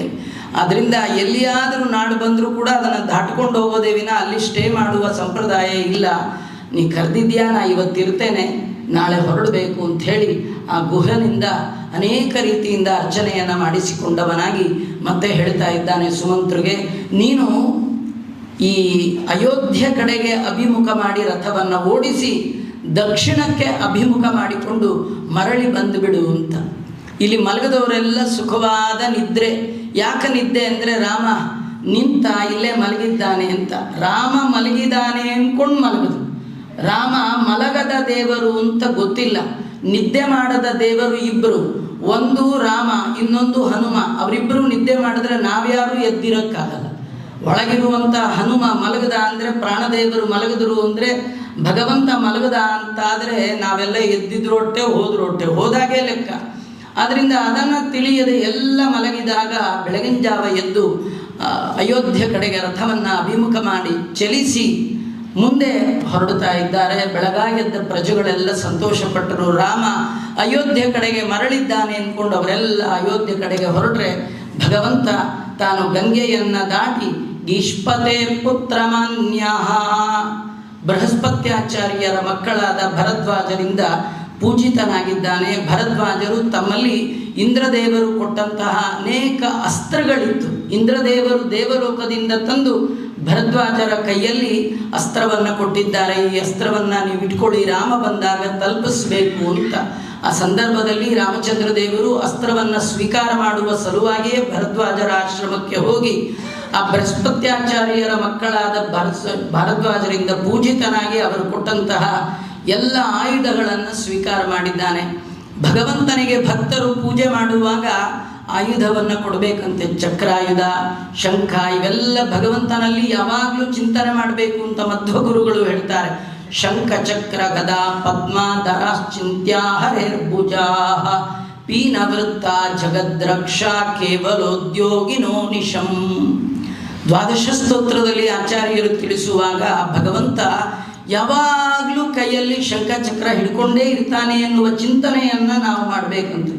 ಯಾಕೆ ದೇವರು 24x7 ಆಯುಧ ಹಿಡ್ಕೊಂಡು ತಿರುಗ್ತಾನೆ? ಈ ರೌಡಿಗಳಷ್ಟೇ 24 ಗಂಟೆ ಆಯುಧ ಹಿಡ್ಕೊಂಡು ತಿರುಗ್ತಾರೆ. ಈ ರಾಮದೇವರು ಯಾಕೆ 24 ಗಂಟೆ ಹಿಡ್ಕೊಂಡಿರ್ತಾನೆ ಅಂದರೆ, ಜಗತ್ತಿನ ಜನರ ರಕ್ಷಣೆಗಾಗಿ ಭಗವಂತ ಯಾವಾಗಲೂ ಹಿಡ್ಕೊಂಡಿರ್ತಾನಂತ. ಯಾರೋ ಭಕ್ತ ಅರ್ಜೆಂಟ್ ಕರೆದಾಗ, ಇರಪ್ಪ ಚಕ್ರ ಎಲ್ಲೋ ಇಟ್ಟುಬಿಟ್ಟಿದ್ದೀನಿ, ಹುಡ್ಕೊಂಡು ಬರ್ತೀನಿ ಅಂತ ಲೇಟ್ ಆಗಿಬಿಟ್ರೆ ಹಾಗಾಗಬಾರ್ದು. ಯಾರು ಯಾವಾಗ ಕರೆದ್ರೂ ತತ್ಕ್ಷಣದಲ್ಲಿಯೇ ಅವರಿಗೆ ಅನುಗ್ರಹ ಮಾಡಬೇಕು. ಗಜೇಂದ್ರ 1000 ವರ್ಷ ಮಡುವಿನಲ್ಲಿ ಒದ್ದಾಡಿ ಒದ್ದಾಡಿ ಒದ್ದಾಡಿ ನಾರಾಯಣ ಅಖಿಲ ಗುರೋ ಭಗವನ್ ನಮಸ್ತೆ ಅಂತ ಒಂದೇ ಬಾರಿ ಕೂಗಿದ್ದು. ಒಂದೇ ನಾಮವು ಸಾಲದೆ, ಗೋವಿಂದನ ನಾಮ ಒಂದೇ ಸಾಲದೆ. ಅವನು ಕೂಗಿದ್ದ ನಾಮ ನಿಲ್ಲೋದ್ರೊಳಗೆ ದೇವರು ಪ್ರಯೋಗ ಚಕ್ರ ಅಂತ ಹೀಗೆ ಹಿಡ್ಕೊಂಡು ಬರಲಿಲ್ಲಂತೆ, ಹೀಗೆ ಹಿಡ್ಕೊಂಡು ಬಂದಂತೆ. ಪರವಾಸುದೇವ ಅಂತ ವರ್ಣನೆ ಮಾಡ್ತಾರೆ. ಅಲ್ಲಿ ಸಾಮಾನ್ಯ ಬಂದು, ಏನಪ್ಪ ಗಜೇಂದ್ರ, 8 ದಿವಸದಿಂದ ಈ ಮೊಸಳೆ ಹಿಡ್ಕೊಂಡಿದೆ, ಮೊಸಳೆಗೂ ನಿಂಗೂ ಏನು ಸಂಬಂಧ, ನೀನು ಯಾಕೆ ಅಲ್ಲೋದೆ? ಕೆಲವರು ಈ ಆಸ್ಪತ್ರೆಗೆ ಹೋಗಿ 100 ಕ್ವಶನ್ ಕೇಳಿ ಕೇಳಿ ಕೇಳಿ 3 ದಿನ ಬದುಕೋ ಪೇಷಂಟ್ನ 3 ಅವರಲ್ಲೇ ಕೊಂದು ಬಿಡ್ತಾರೆ. ಆದ ಕಾರಣ ಒಳಗೆ ಬಿಡ. ದೇವರು ಭಕ್ತರನ್ನು ಉದ್ಧಾರ ಮಾಡುವಾಗ ಕೇಳೋದೇ ಇಲ್ಲ, ನೀನು ಯಾರು, ನಿಮ್ಮ ಗೋತ್ರನು, ನಿಮ್ಮಪ್ಪ ಯಾರು, ನೀನು ಯಾಕೆ ಇಲ್ಲಿ ಬಂದೆ, ಅದೆಲ್ಲ ಏನು ಕೇಳಲ್ಲ. ಬಂದ ಅಂತಂದರೆ ಉದ್ಧಾರ ಅಂತಾನೆ. ಸೀದಾ ಬಂದದ್ದೇ ಆ ಮೊಸಳೆಯ ಕುತ್ತಿಗೆಗೆ ಚಕ್ರವನ್ನು ಬಿಟ್ಟು ಆ ಬಂಧನದಿಂದ ಬಿಡುಗಡೆ ಮಾಡಿ ಉದ್ಧಾರ ಮಾಡಿದ್ದಾನೆ ಭಗವಂತ. ಆ ಸಂದರ್ಭದಲ್ಲಿ ಗಜೇಂದ್ರ ಕೂಗಿದಾಗ, ಇರಪ್ಪ ಚಕ್ರ ಎಲ್ಲೋ ಇಟ್ಬಿಟ್ಟಿದ್ದೀನಿ ಅಂತ ಹುಡುಕ್ತಾ ನಿಂತುಬಿಟ್ರೆ ಅದಾಗಬಾರ್ದು ಅಂಥೇಳಿ ಭಗವಂತ ಯಾವಾಗಲೂ ಜಗತ್ತಿನ ಜನರ ರಕ್ಷಣೆಗಾಗಿ 24 ಗಂಟೆ ಆಯುಧವನ್ನು ಧಾರಣೆ ಮಾಡಿರ್ತಾನೆ. ನಾವೆಲ್ಲ ಸಾಮಾನ್ಯ ಯಾರಾದರೂ ಆಯುಧ ಹಿಡ್ಕೊಂಡಿದ್ರೆ ಆತ್ಮರಕ್ಷಣೆಗಾಗಿ ಇಟ್ಕೊಳ್ತಾರೆ. ಪರಮಾತ್ಮ ತನ್ನ ರಕ್ಷಣೆಗಾಗಿ ಇಟ್ಕೊಂಡಿಲ್ಲಂತೆ, ಭಕ್ತರ ರಕ್ಷಣೆಗಾಗಿ ಯಾವಾಗಲೂ ಭಗವಂತ ಆಯುಧವನ್ನು ಧಾರಣೆ ಮಾಡಿರ್ತಾನೆ. ಇಂತಹ ಆಯುಧವನ್ನು ಭಕ್ತರು ನಮ್ಮ ರಕ್ಷಣೆಗಾಗಿ ಇಂಥ ಭಗವಂತನಿಗೆ ಅರ್ಪಣೆ ಮಾಡಬೇಕು. ಸ್ವಾಮಿ ಚಕ್ರಂ ಸಮರ್ಪಯಾಮಿ, ಭಗವಂತನಿಗೆ ಎಲ್ಲ ಆಯುಧಗಳನ್ನು ಯಾಕೆ ಅರ್ಪಣೆ ಮಾಡಬೇಕು ಅಂದರೆ ನಮಗಾಗಿ. ನೀವು ದೇವರಿಗೆ ಏನು ಮಾಡ್ತೀರಿ ಅದೆಲ್ಲ ನಮಗಾಗಿ. ಬಿಂಬಕ್ಕೆ ಮಾಡಿದ್ದೆಲ್ಲ ಪ್ರತಿಬಿಂಬಕ್ಕೆ. ನೀವು ಕನ್ನಡಿ ಮುಂದೆ ನಿಂತು ನೀವೇನು ಹಚ್ಕೊಂಡ್ರು ಅದೆಲ್ಲ ಪ್ರತಿಬಿಂಬಕ್ಕೆ ಬರುತ್ತೆ. ಹಾಗೆ ಬಿಂಬೋಸಿ ಪ್ರತಿಬಿಂಬೋಸ್ಮಿ, ಭಗವಂತನಿಗೆ ಅರ್ಪಣೆ ಮಾಡಿದ್ದೆಲ್ಲ ಅದು ನಮಗೆ ಬರುವಂಥದ್ದು ಅಂತ ತಿಳಿಸ್ತಾ ಇದ್ದಾರೆ ಕೃಷ್ಣ ಪರಮಾತ್ಮ. ಯಾವ ರಾಮಚಂದ್ರ ದೇವರು ಮುಂದೆ ತೀರ್ಥ್ವಾ ಕೃಷ್ಣಾಂ ಪ್ರಯಾತೋ, ಕೃಷ್ಣಾ ನದಿಯನ್ನು ದಾಟದ ಅಂತ ಕಾಣುತ್ತೆ. ಈ ಶ್ಲೋಕ ಕೇಳುವಾಗ ತೀರ್ಥ್ವಾ ಕೃಷ್ಣಾಂ, ನೋಡಿ ಗಂಗಾ ನದಿ ದಾಟದ ಮೇಲೆ ಕೃಷ್ಣಾ ನದಿ ಎಲ್ಲಿ ಬರುತ್ತೆ? ಕೃಷ್ಣ ಇರೋದು ರಾಯಚೂರು, ಗಂಗಾ ಇರೋದು ಈ ಕಡೆ. ಇಲ್ಲಿ ಗಂಗಾ ಹತ್ತಿರ ನಾವೆಲ್ಲ ಕೂತಿದ್ದೀವಿ. ಗಂಗೆಯನ್ನು ದಾಟಿದ ಮೇಲೆ ಅವನು ಕೃಷ್ಣಾ ನದಿ ದಾಟದ ಅಂದರೆ ಎಲ್ಲಿ ಇದೆ? ಯಾಕೆ ರಾಘವೇಂದ್ರ ಸ್ವಾಮಿಗಳು ಎಲ್ಲೋ ಏನೋ ಕನ್ಫ್ಯೂಷನ್ ಮಾಡ್ಕೊಂಡ್ಬಿಟ್ಟಿರ್ಬೇಕು ನದಿ ಹೆಸರು. ಅಂದರೆ ಕೃಷ್ಣ ಅಂದರೆ ಕೃಷ್ಣಾ ನದಿ ಅಂತ ಅರ್ಥ ಅಲ್ಲ. ಕೃಷ್ಣ ಅಂದರೆ ವರ್ಣ, ವರ್ಣ ಅಂದರೆ ಕಲರ್, ಕಲರ್ ಅಂದರೆ ಕೃಷ್ಣ ಅಂದರೆ ಕಪ್ಪು, ಕಪ್ಪು ಬಣ್ಣದ ನದಿಯನ್ನು ದಾಟಿದ. ಅದು ಯಾವುದಂದರೆ ಯಮುನಾ. ಗಂಗೆ ಬಿಳಿ, ಯಮುನೆ ಕಪ್ಪು. ನೀವು ನೋಡ್ಬೋದು ಪ್ರಯಾಗರಾಜಲ್ಲಿ 2 ಮೀಟ್ ಆಗುವಾಗ ಬಿಳಿ ಕಪ್ಪುಗಳ 2 ಮಿಶ್ರಣವನ್ನು ನಾವು ನೋಡ್ತೇವೆ. ಹಾಗಾಗಿ ಕೃಷ್ಣ ಯಾವ ರಾಮಚಂದ್ರ ದೇವರು ಈ ಯಮುನಾ ನದಿಯನ್ನು ದಾಟಿದ್ದಾರೆ. ತೀರ್ಥ್ವಾ ಕೃಷ್ಣಂ ಪ್ರಯಾತೋ ವತು ನಿಜಮಮಲಂ ಚಿತ್ರಕೂಟಂ ಪ್ರಪನ್ನಂ, ಚಿತ್ರಕೂಟಕ್ಕೆ ಬಂದರು ಅಂತ ವರ್ಣನೆ ಮಾಡ್ತಾ ಇದ್ದಾರೆ. ಇದು ಚಿತ್ರಕೂಟಕ್ಕೆ ಬಂದು ರಾಮಚಂದ್ರ ದೇವರಿಗೋಸ್ಕರವಾಗಿ ಲಕ್ಷ್ಮಣ ಒಂದು ಪರ್ಣ ಕುಟೀರವನ್ನು ನಿರ್ಮಾಣ ಮಾಡಿದ್ದಾನಂತ. ಅದ್ಭುತವಾದ ಪರ್ಣ ಕುಟೀರ. ಬರೀ ಏನೋ ಒಂದು ಗುಡಿಸಲು ಕಟ್ಟದ, ಒಳಗೆ ಹೋದ ಹೀಗೆಲ್ಲ ತಿಳ್ಕೊಳ್ಬಾರ್ದು. ರಾಮಾಯಣದಲ್ಲಿ ಮತ್ತು ಸಂಗ್ರಹ ರಾಮಾಯಣದಲ್ಲಿ ಆಚಾರ್ಯರು ಎಲ್ಲ ಕಡೆ ಸ್ಪಷ್ಟವಾಗಿ ತಿಳಿಸ್ತಾರೆ. ಅಲ್ಲಿ ವಾಸ್ತು ಹೋಮ ಮಾಡಿದ್ದಾನಂತೆ ರಾಮಚಂದ್ರ ದೇವರು.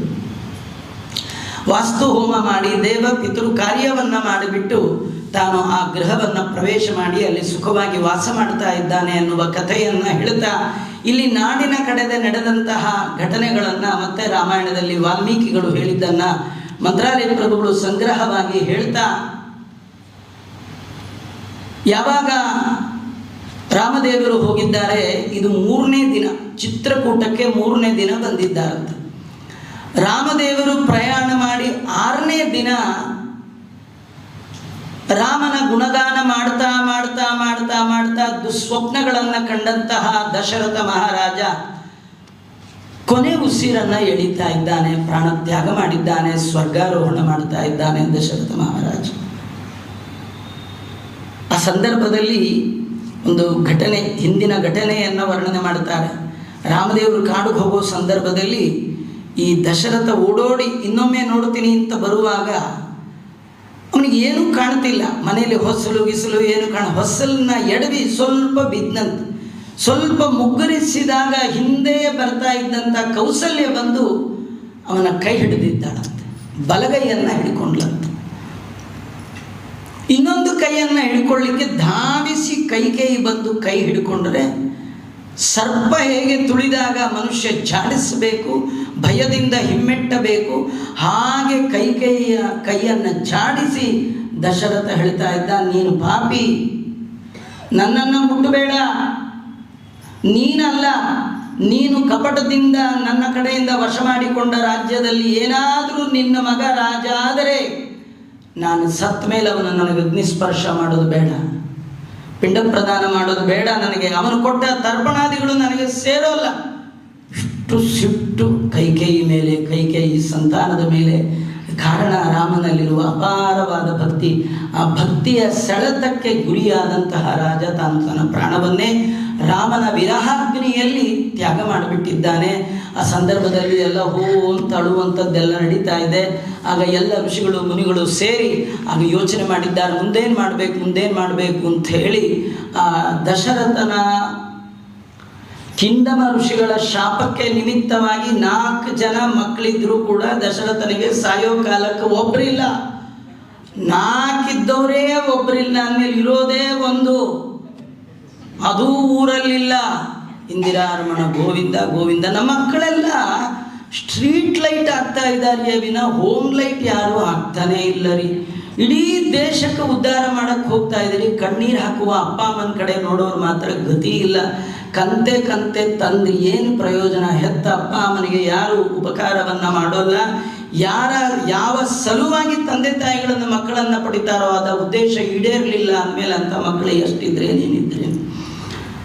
ಕಿಂದಮ ಋಷಿಗಳ ಶಾಪ ನಿಮಿತ್ತವಾಗಿ ದಶರಥ ಮಹಾರಾಜನಿಗೆ ಈ ದುರವಸ್ಥೆ ಬಂದಿದೆ. 4 ಜನ ಮಕ್ಕಳಲ್ಲಿ 4 ಜನ ಊರಲ್ಲಿಲ್ಲದ ಸಂದರ್ಭದಲ್ಲಿ ಅವನ ಪ್ರಾಣತ್ಯಾಗ ಆಗಿರುವಂಥದ್ದು. ವಸಿಷ್ಠರೇ ಮೊದಲಾದವರೆಲ್ಲ ಏನು ಮಾಡಬೇಕು ಅಂತ ವಿಚಾರ ಮಾಡಿ ಕೇಕೆಯ ದೇಶಕ್ಕೆ ಸೋದರ ಮಾವನ ಮನೆಗೆ ಹೋದಂಥ ಭರತ ಮತ್ತು ಶತ್ರುಘ್ನರಿಗೆ ಹೇಳಿ ಕಳಿಸ್ಬೇಕು ಅಂತ ಹೇಳಿ 3 ದಿನ ಹಗಲು 3 ದಿನ ರಾತ್ರಿ ಪ್ರಯಾಣ ಮಾಡಿದರೆ ತಲುಪುವಷ್ಟು ದೂರ ಇರುವ ಊರು, ಅಂಥ ಊರಿಗೆ ಕುದುರೆಯಲ್ಲಿ ಕಳಿಸ್ಕೊಟ್ಟಿದ್ದಾರೆ. ಅಷ್ಟೋ ತನಕ ಇಡೋದು ಹೇಗೆ?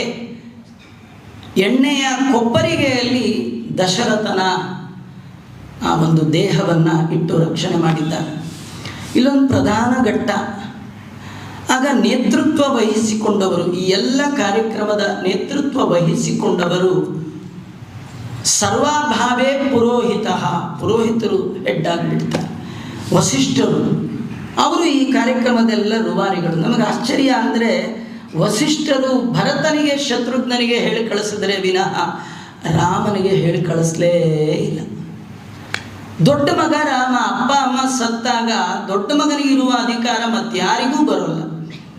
ಅದರೊಳಗೂ ಕೂಡ ಭಗವಂತ ಎಲ್ಲ ಗುಣಗಳಿಂದ ಮಂಡಿತನಾದವ, ಯಾವ ಕರ್ಮವನ್ನು ಬಿಡದೆ ಮಾಡುವವ, ಮನುಷ್ಯನಾಗಿ ಅವತಾರ ಮಾಡಿದ್ದೆ ಮನುಷ್ಯರು ಹೇಗಿರಬೇಕು ಅಂತ ತೋರಿಸ್ಲಿಕ್ಕೆ. ಹೆತ್ತ ತಂದೆ ಸತ್ತಾಗ ಅಗ್ನಿ ಸಂಸ್ಕಾರ ಮಾಡದೆ ರಾಮ ಹೇಗೆ ಅದು ಬಿಡಲಿಕ್ಕೆ ಸಾಧ್ಯ?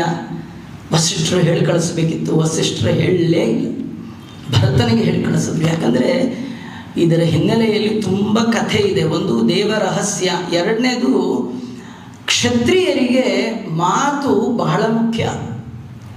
ಯಾವ ಕಾರಣಕ್ಕೂ ಅವರು ಮಾತನ್ನು ಮೀರುವ ಹಾಗಿಲ್ಲ. ಅದರಲ್ಲಿಯೂ ಭಗವಂತ ಸತ್ಯ ಸಂಕಲ್ಪ ಏಕೋವರೆಣ್ಯೋ ವಶಿ ಮಧ್ಯನೂನೈ ಸದಾ ವೇದವಾದೋದಿತ. ವೇದಗಳೆಲ್ಲ ಭಗವಂತನನ್ನ ಸತ್ಯ ಸಂಕಲ್ಪ ಅಂತ ವರ್ಣನೆ ಮಾಡುತ್ತೆ. ಅವನು ಒಮ್ಮೆ ಆಡಿದ ಅಂದರೆ ಮುಗೀತು, ಎರಡನೇ ಮಾತು ಇಲ್ಲೇ ಇಲ್ಲ ಅದಕ್ಕೆ. ಹೀಗಾಗಿ ಅವನ ಸತ್ಯ ಸಂಕಲ್ಪದ ಎತ್ತರವನ್ನು ತಿಳಿದಂತಹ ವಸಿಷ್ಠರು ಅವನಿಗೆ ಹೇಳಿ ಕಳಿಸ್ಲಿಲ್ಲ, ಭರತನಿಗೆ ಹೇಳಿ ಕಳಿಸಿದ್ದಾರೆ. ಸಿದ್ಧಾರ್ಥ ಅನ್ನುವ ದೂತ ತಾನು ಕುದುರೆಯನ್ನು ಏರಿ ಒಂದು ಕ್ಷಣ ನಿಲ್ಲದೆ ಸೀದಾ ಹೋಗಿದ್ದಾನೆ. ಹೋಗುವಾಗಲೇ ವಸಿಷ್ಠರು ಹೇಳಿದರು, ನಿಮ್ಮಪ್ಪ ಸತ್ರು ಅಂತ ಹೇಳ್ಬಿಟ್ಟಿಯ. ಅಪ್ಪ ಸತ್ತ ಸುದ್ದಿ ಹೇಳಬೇಡ, ಅದಕ್ಕಿಂತ ಶಾಕಿಂಗ್ ನ್ಯೂಸ್, ರಾಮ ಕಾಡ್ಬೋದ ಅಂತ ಹೇಳಬೇಡ. ನಾರ್ಮಲ್ ಆಗಿ ಹೋಗಿ ಅಲ್ಲಿರುವ ರಾಜನಿಗೆ ಬಳುವಳಿಯನ್ನು ಕೊಟ್ಟು ವಸಿಷ್ಠರು ಹೇಳಿದ್ದಾರೆ ಬರಬೇಕು, ಇಷ್ಟೇ ಹೇಳಿ ಕಳಿಸಿದ್ದಾರೆ. ಅದರಂತೆ ಮಾಡಿದ್ದಾನೆ.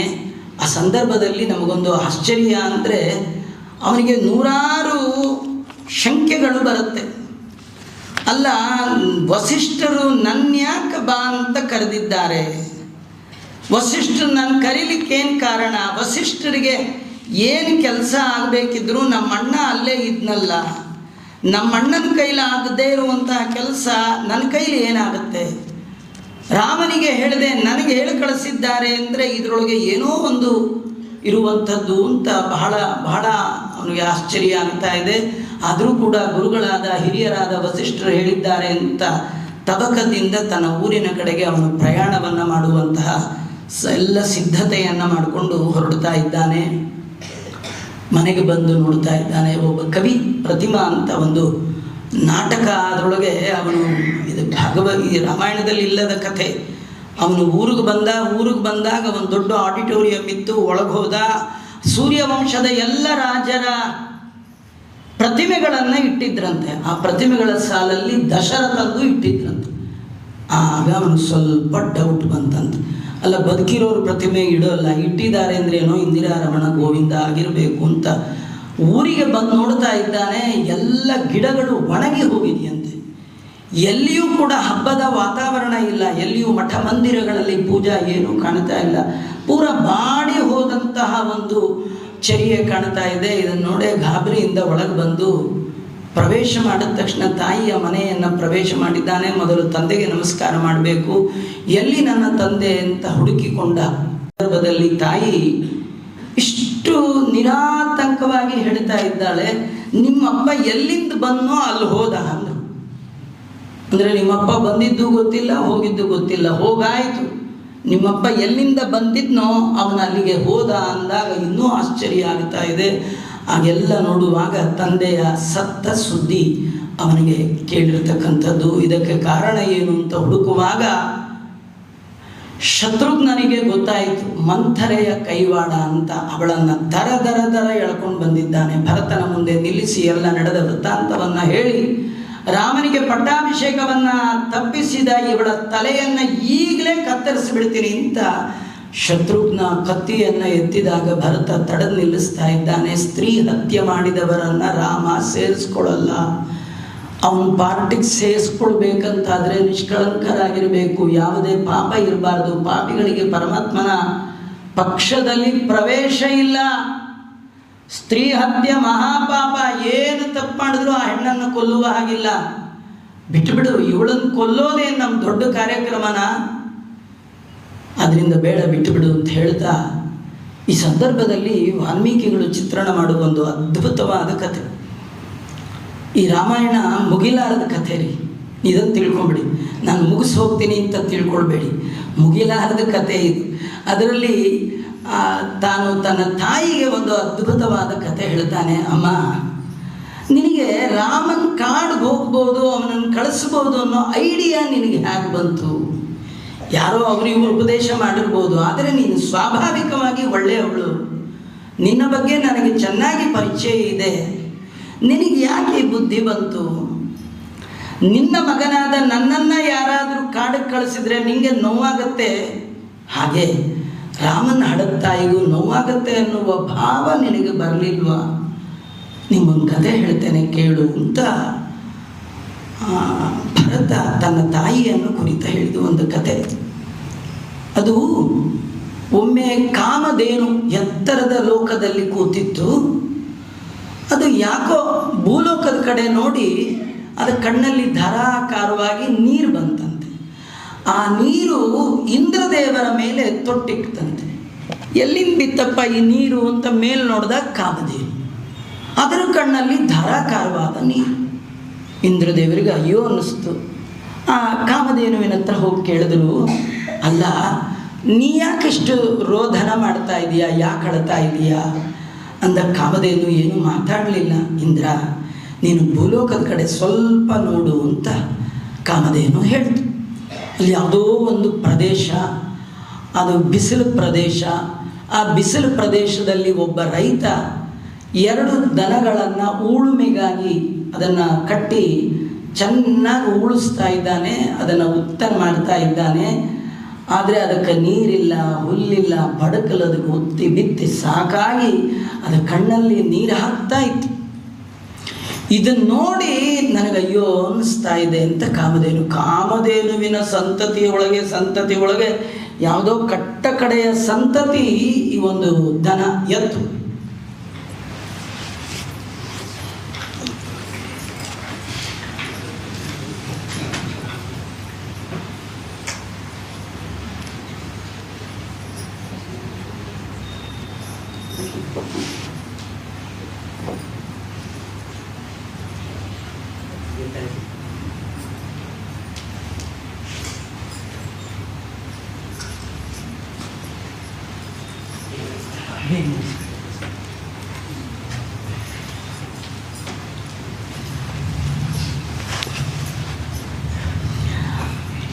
ಪರಮ ಪೂಜ್ಯ ಮಹಾಸ್ವಾಮಿಗಳವರ ದಿವ್ಯ ಪಾದಕಮಲಗಳಲ್ಲಿ ಭಕ್ತಿ ಶ್ರದ್ಧೆಯಿಂದ ಅನಂತ ನಮಸ್ಕಾರಗಳನ್ನು ಸಲ್ಲಿಸ್ತಾ, ನಾನು ಆಗಲೇ ಹೇಳಿದ್ದೀನಿ ಸ್ವಾಮಿ, ಮುಗಿಲಾರದ ಕಥೆ ನಾನು ಕೊಟ್ಟಿದ್ದರೆ ಇದು ರಾಮಾಯಣ, ಅದರಿಂದ ಇದು ಮುಗಿಸ್ಲಿಕ್ಕೆ ಸಾಧ್ಯ ಇಲ್ಲ ಅಂತ.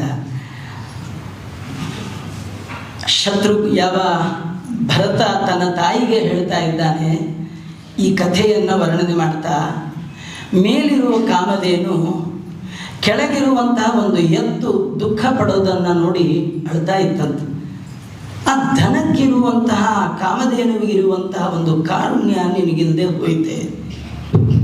ಆ ಎತ್ತಿನ ಆ ಕಾಮಧೇನುವಿನ ಕಣ್ಣೀರನ್ನು ಕಂಡಂತಹ ಇಂದ್ರದೇವರು 3 ದಿನಗಳ ಕಾಲ ಸತತವಾಗಿ ಜಡಿ ಮಳೆಯನ್ನು ಹುಯಿಸ್ಬಿಟ್ರಂತೆ.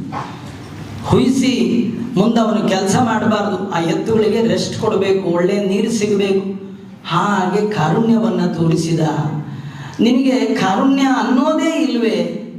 ಉತ್ತಮನಾದ ಏನೋ ಮಗ ಕೆಟ್ಟ ಹುಡುಗ ಇದ್ದ, ಮನೆ ಬಿಟ್ಟು ಹೋದ, ಸದ್ಯ ನೀವು ಹೋದರೆ ಸಾಕು ಅಂತ ಕೆಲವರು ಹಡದ ಮೇಲೆ ಅಂತಿರ್ತಾರೆ. ನಿನ್ನ ಯಾಕಾರು ಹಡದ್ನೋ ಅಂತ ಕೆಲವರು, ನಿನ್ನ ಹಡದ್ ನಾನು ಒಳ್ಳೆ ಕಿರೀಟ ಕೊಟ್ಟೆ ಅಂತ ಕೆಲವರು. ಅಂಥ ಕೆಟ್ಟ ಮಗ ಆಗಿ ಅವನು ಹೋಗಿದ್ರೆ ಅಷ್ಟು ದುಃಖ ಅಲ್ಲ, ಇಷ್ಟು ಒಳ್ಳೆಯ ಮಗನನ್ನು ನೀನು ಕಳಿಸ್ಕೊಟ್ಟಾಗ ಆ ಕೌಸಲ್ಯೆಯ ಮನಸ್ಸಿನಲ್ಲಿ ಎಷ್ಟು ದುಃಖ ಆಗಿರುತ್ತೆ ಅಂತ ಒಂದು ಕಿಂಚಿತ್ತೂ ಕೂಡ ನೀನು ಯೋಚನೆ ಮಾಡಲಿಲ್ವೇ? ನೀನು ಅಂದ್ಕೊಂಡಿರ್ಬೋದು ನಾನು ನನ್ನ ಮಗನಿಗೆ ಏನೋ ಒಂದು ದೊಡ್ಡ ಸಾಮ್ರಾಜ್ಯವನ್ನು ಕೊಡಿಸ್ಬಿಟ್ಟೆ ಅಂತ. ರಾಮನಿಲ್ಲದ ನಾಡು ಅದು ನನಗೆ ಕಾಡು ಅಂತ ಇದ್ದ. ನನಗೆ ಬೇಡ ಅಂದ. ನಾನು ಈ ರಾಜ್ಯದಲ್ಲಿ ಇರಲಿಕ್ಕೆ ಒಂದು ಕ್ಷಣ ಕೂಡ ಇರೋಲ್ಲ ಅಂತ ಇದ್ದ. ಆ ತತ್ಕ್ಷಣದಲ್ಲಿ ಏನು ಮಾಡಬೇಕು ಆ ಕಾರ್ಯವನ್ನೆಲ್ಲ ಮಾಡಿದಂತಹ ಭರತೋ ಭಕ್ತಿ ಭರಿತ ಅಂತಾರೆ. ಅವನಿಗೆ ಭರತ ಅಂತಂದ್ರೆ ಅವನು ಏನು ಅಂದರೆ ಭಗವಂತನ ಭಕ್ತಿ ಭರ್ತಿಯಾಗಿತ್ತಂತವನಿಗೆ.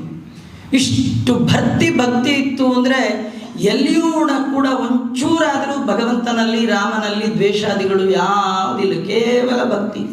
ನಿರಂತರ ಆ ಭಗವಂತನಲ್ಲಿ ಭಕ್ತಿ ಮಾಡುವಂತಹ ಭರತ ಅವ ಹೇಳ್ತಾ ಇದ್ದಾನೆ, ರಾಮನನ್ನು ಕರ್ಕೊಂಡು ಬರದೆ ನಾನು ನಾಡನ್ನು ಪ್ರವೇಶ ಮಾಡೋಲ್ಲ ಅಂತ. ನೋಡಿ, ರಾಮಂದು ಪ್ರತಿಜ್ಞೆ 14 ವರ್ಷ ಮುಗಿದೇ ನಾಡಿಗೆ ಬರೋಲ್ಲ ಅಂತ. ಭಕ್ತನಾದ ಭರತನ ಪ್ರತಿಜ್ಞೆ ರಾಮನನ್ನು ಕರೆದುಕೊಂಡು ಬಾರದೆ ನಾನು ನಾಡನ್ನು ಪ್ರವೇಶ ಮಾಡಲ್ಲ. ಈ ಇಬ್ಬರು ಪ್ರತಿಜ್ಞೆ ಮಾಡಿದ್ದಾರೆ. ವಸಿಷ್ಠರನ್ನು ಮುಂದಿಟ್ಟುಕೊಂಡು ಎಲ್ಲರೂ ರಾಮನ ಕರ್ಕೊಂಡು ಬರಬೇಕು ಅಂತ ಹೊರಟಿದ್ದಾರೆ. ಚಿತ್ರಕೂಟಕ್ಕೆ ಬರ್ತಾ ಇದ್ದಾರೆ. ದಾರಿಯ 2 ಇಕ್ಕೆಲಗಳಲ್ಲಿ ರಾಮ ಮತ್ತೆ ಮರಳಿ ಬರಬೇಕು ಅಂತ ಹೇಳಿ ಎಲ್ಲ ವ್ಯವಸ್ಥೆಯನ್ನು ಭರತ ಮಾಡಿದ್ದಾನೆ. ಈ ಭರತ ಹೊರಟದ್ದು ನೋಡಿ ಊರೇ ಮತ್ತೆ ಹೊರಡಿತು. ಎಲ್ಲ ಜನ ಬೈಕೊಂಡಿದ್ರು, ಎಂಥ ಕೆಟ್ಟ ತಾಯಿ, ಎಂಥ ಕೆಟ್ಟ ಮಗ, ಇಬ್ಬರು ಏನೋ ಒಳಗೆ ಮಸಲತ್ತು ಮಾಡಿ ಅಂತೂ ರಾಮನ ಓಡಿಸಿ ತಾವು ಕೂಡಬೇಕು. ಆದರೆ ಭರತ ಬಂದಾಗ ಮತ್ತೆ ಆ ಎಲ್ಲ ಪರಿಸ್ಥಿತಿ ನೋಡಿ ಅವ್ರಿಗೆ ಅನ್ನಿಸ್ತು, ಇದ್ರೆ ಇಂಥ ಮಗ ಇರಬೇಕು, ಎಂಥ ಒಳ್ಳೆ ಮಗ, ಏನು ಕಥೆ ಅಂಥೇಳಿ ಎಲ್ಲರೂ ಭರತನಿಂದೆ ತಾವು ಹೊರಡಲಿಕ್ಕೆ ತಾವು ಸಿದ್ಧರಾಗಿದ್ದಾರೆ. ಭರತನಿಂದೆ ಹೊರಟರು. ಇಲ್ಲೊಂದು ಕಥೆ, ಭರತ ಹೋದ, ಕರೆದ, ಅವನು ಬರಲಿಲ್ಲ, ರಾಮ ಬರಲಿಲ್ಲ, ಎಲ್ಲ ಆಯಿತು. ಯಾರೋ ವಾಪಸ್ ಬರುವಾಗ ಜನರನ್ನು ಕೇಳಿದ್ರಂತೆ, ಅಲ್ಲ ನೀವು ಮೊದಲು ಒಂದು ಸತಿ ಹೋಗಿದ್ರಿ, ರಾಮನ ಹಿಂದೆ ಹೋಗಿದ್ರಿ, ಅವನು ಬರಲ್ಲ ಅಂತ ನಿಮಗೆ ಗೊತ್ತಿತ್ತು, ಎರಡನೇ ಸತಿ ಯಾಕೆ ಹೋದ್ರಿ? ಬರಲ್ಲ ಅಂತ ಗೊತ್ತಿದ್ರು ಕೂಡ ಯಾಕೆ ಹೋದ್ರಿ ಅಂತ ಎಲ್ಲ ಕೇಳಿದ್ರೆ ಜನ ಹೇಳಿದ್ರಂತೆ, ಭರತ ಕರ್ಕೊಂಡು ಬರ್ತೀನಿ ಅಂತ ಹೋಗಿದ್ದ, ನಾವು ಕರ್ಕೊಂಡು ಬರ್ತಾನೆ ರಾಮ ಬರ್ತಾನೆ ಅಂತ ಹೋಗಿದ್ದಲ್ಲ, ಈ ಭರತನ ಜೊತೆ ಹೋದರೆ ಇನ್ನೊಮ್ಮೆ ರಾಮನ್ ನೋಡುವ ಭಾಗ್ಯ ಸಿಗತ್ತಲ್ಲ ಅಂತ ಹೋಗಿದ್ದೆ ವಿನಃ ಕರ್ಕೊಂಡು ಬರ್ತೀವಿ ಅಂತ ನಾವೇನು ಹೋಗಲಿಲ್ಲ ಅಂತ. ಅಂದರೆ ಹೋಗಿದ್ದಕ್ಕೆ ಲಾಸ್ ಏನಿಲ್ಲ. ಅಯಮೇವ ಪರಮೋ ಲಾಭ ಉತ್ತಮ ಶ್ಲೋಕ ದರ್ಶನೆ, ಭಗವಂತನ ದರ್ಶನ, ರಾಮನ ಮುಖ ದರ್ಶನ, ಆ ದರ್ಶನ ನಮಗೆ ಸಾಕು, ಅದಕ್ಕೋಸ್ಕರ ಹೋಗಿದ್ದು ಅಲ್ವಾ. ತಿರುಪತಿಗೆ ಯಾಕೆ ಹೋಗ್ತೀರಿ? ಲಾಡು ಸಿಗುತ್ತಲ್ಲ ಆಚಾರ್ಯಂದ್ರೆ, ಲಾಡು ಸಿಗತ್ತಲ್ಲ ಅಲ್ಲ, ನೀವು ಮನೇಲಿದ್ದೇ ಲಾಡು ತಂದ್ಕೊಡ್ತಾರೆ, ತಿರುಪತಿ ಪ್ರಸಾದ ಅಂತ. ಆದರೆ ಶ್ರೀನಿವಾಸನ್ ತಂದ್ಕೊಡೋರು ಯಾರಿದ್ದಾರೆ? ನೀವೇ ಹೋಗ್ಬೇಕ್ರಿ.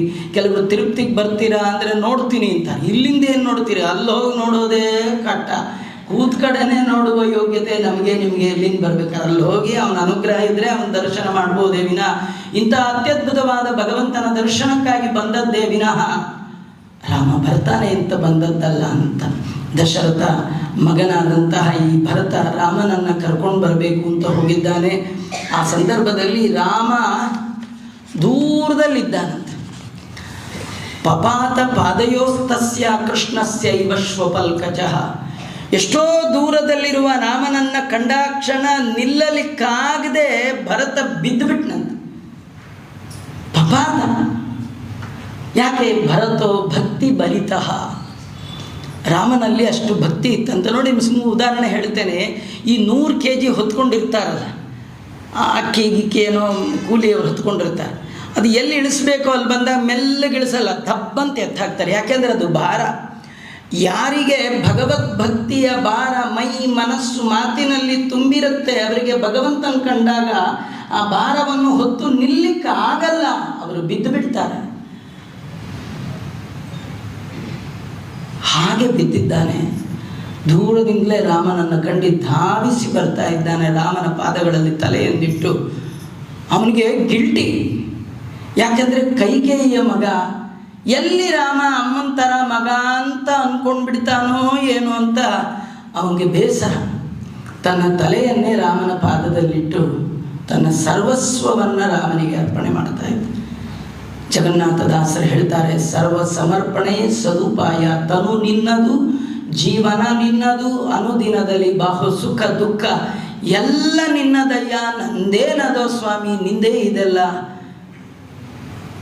ಅಂಥೇಳಿ ರಾಮನಿಗೆ ನಮಸ್ಕಾರ ಮಾಡಿ ಅವರಿಬ್ಬರ ನಡುವೆ ನಡೆಯುವ ಸಂಭಾಷಣೆ ತುಂಬ ಮನೋಜ್ಞವಾಗಿ ಚಿತ್ರಣ ಮಾಡಿದ್ದಾರೆ.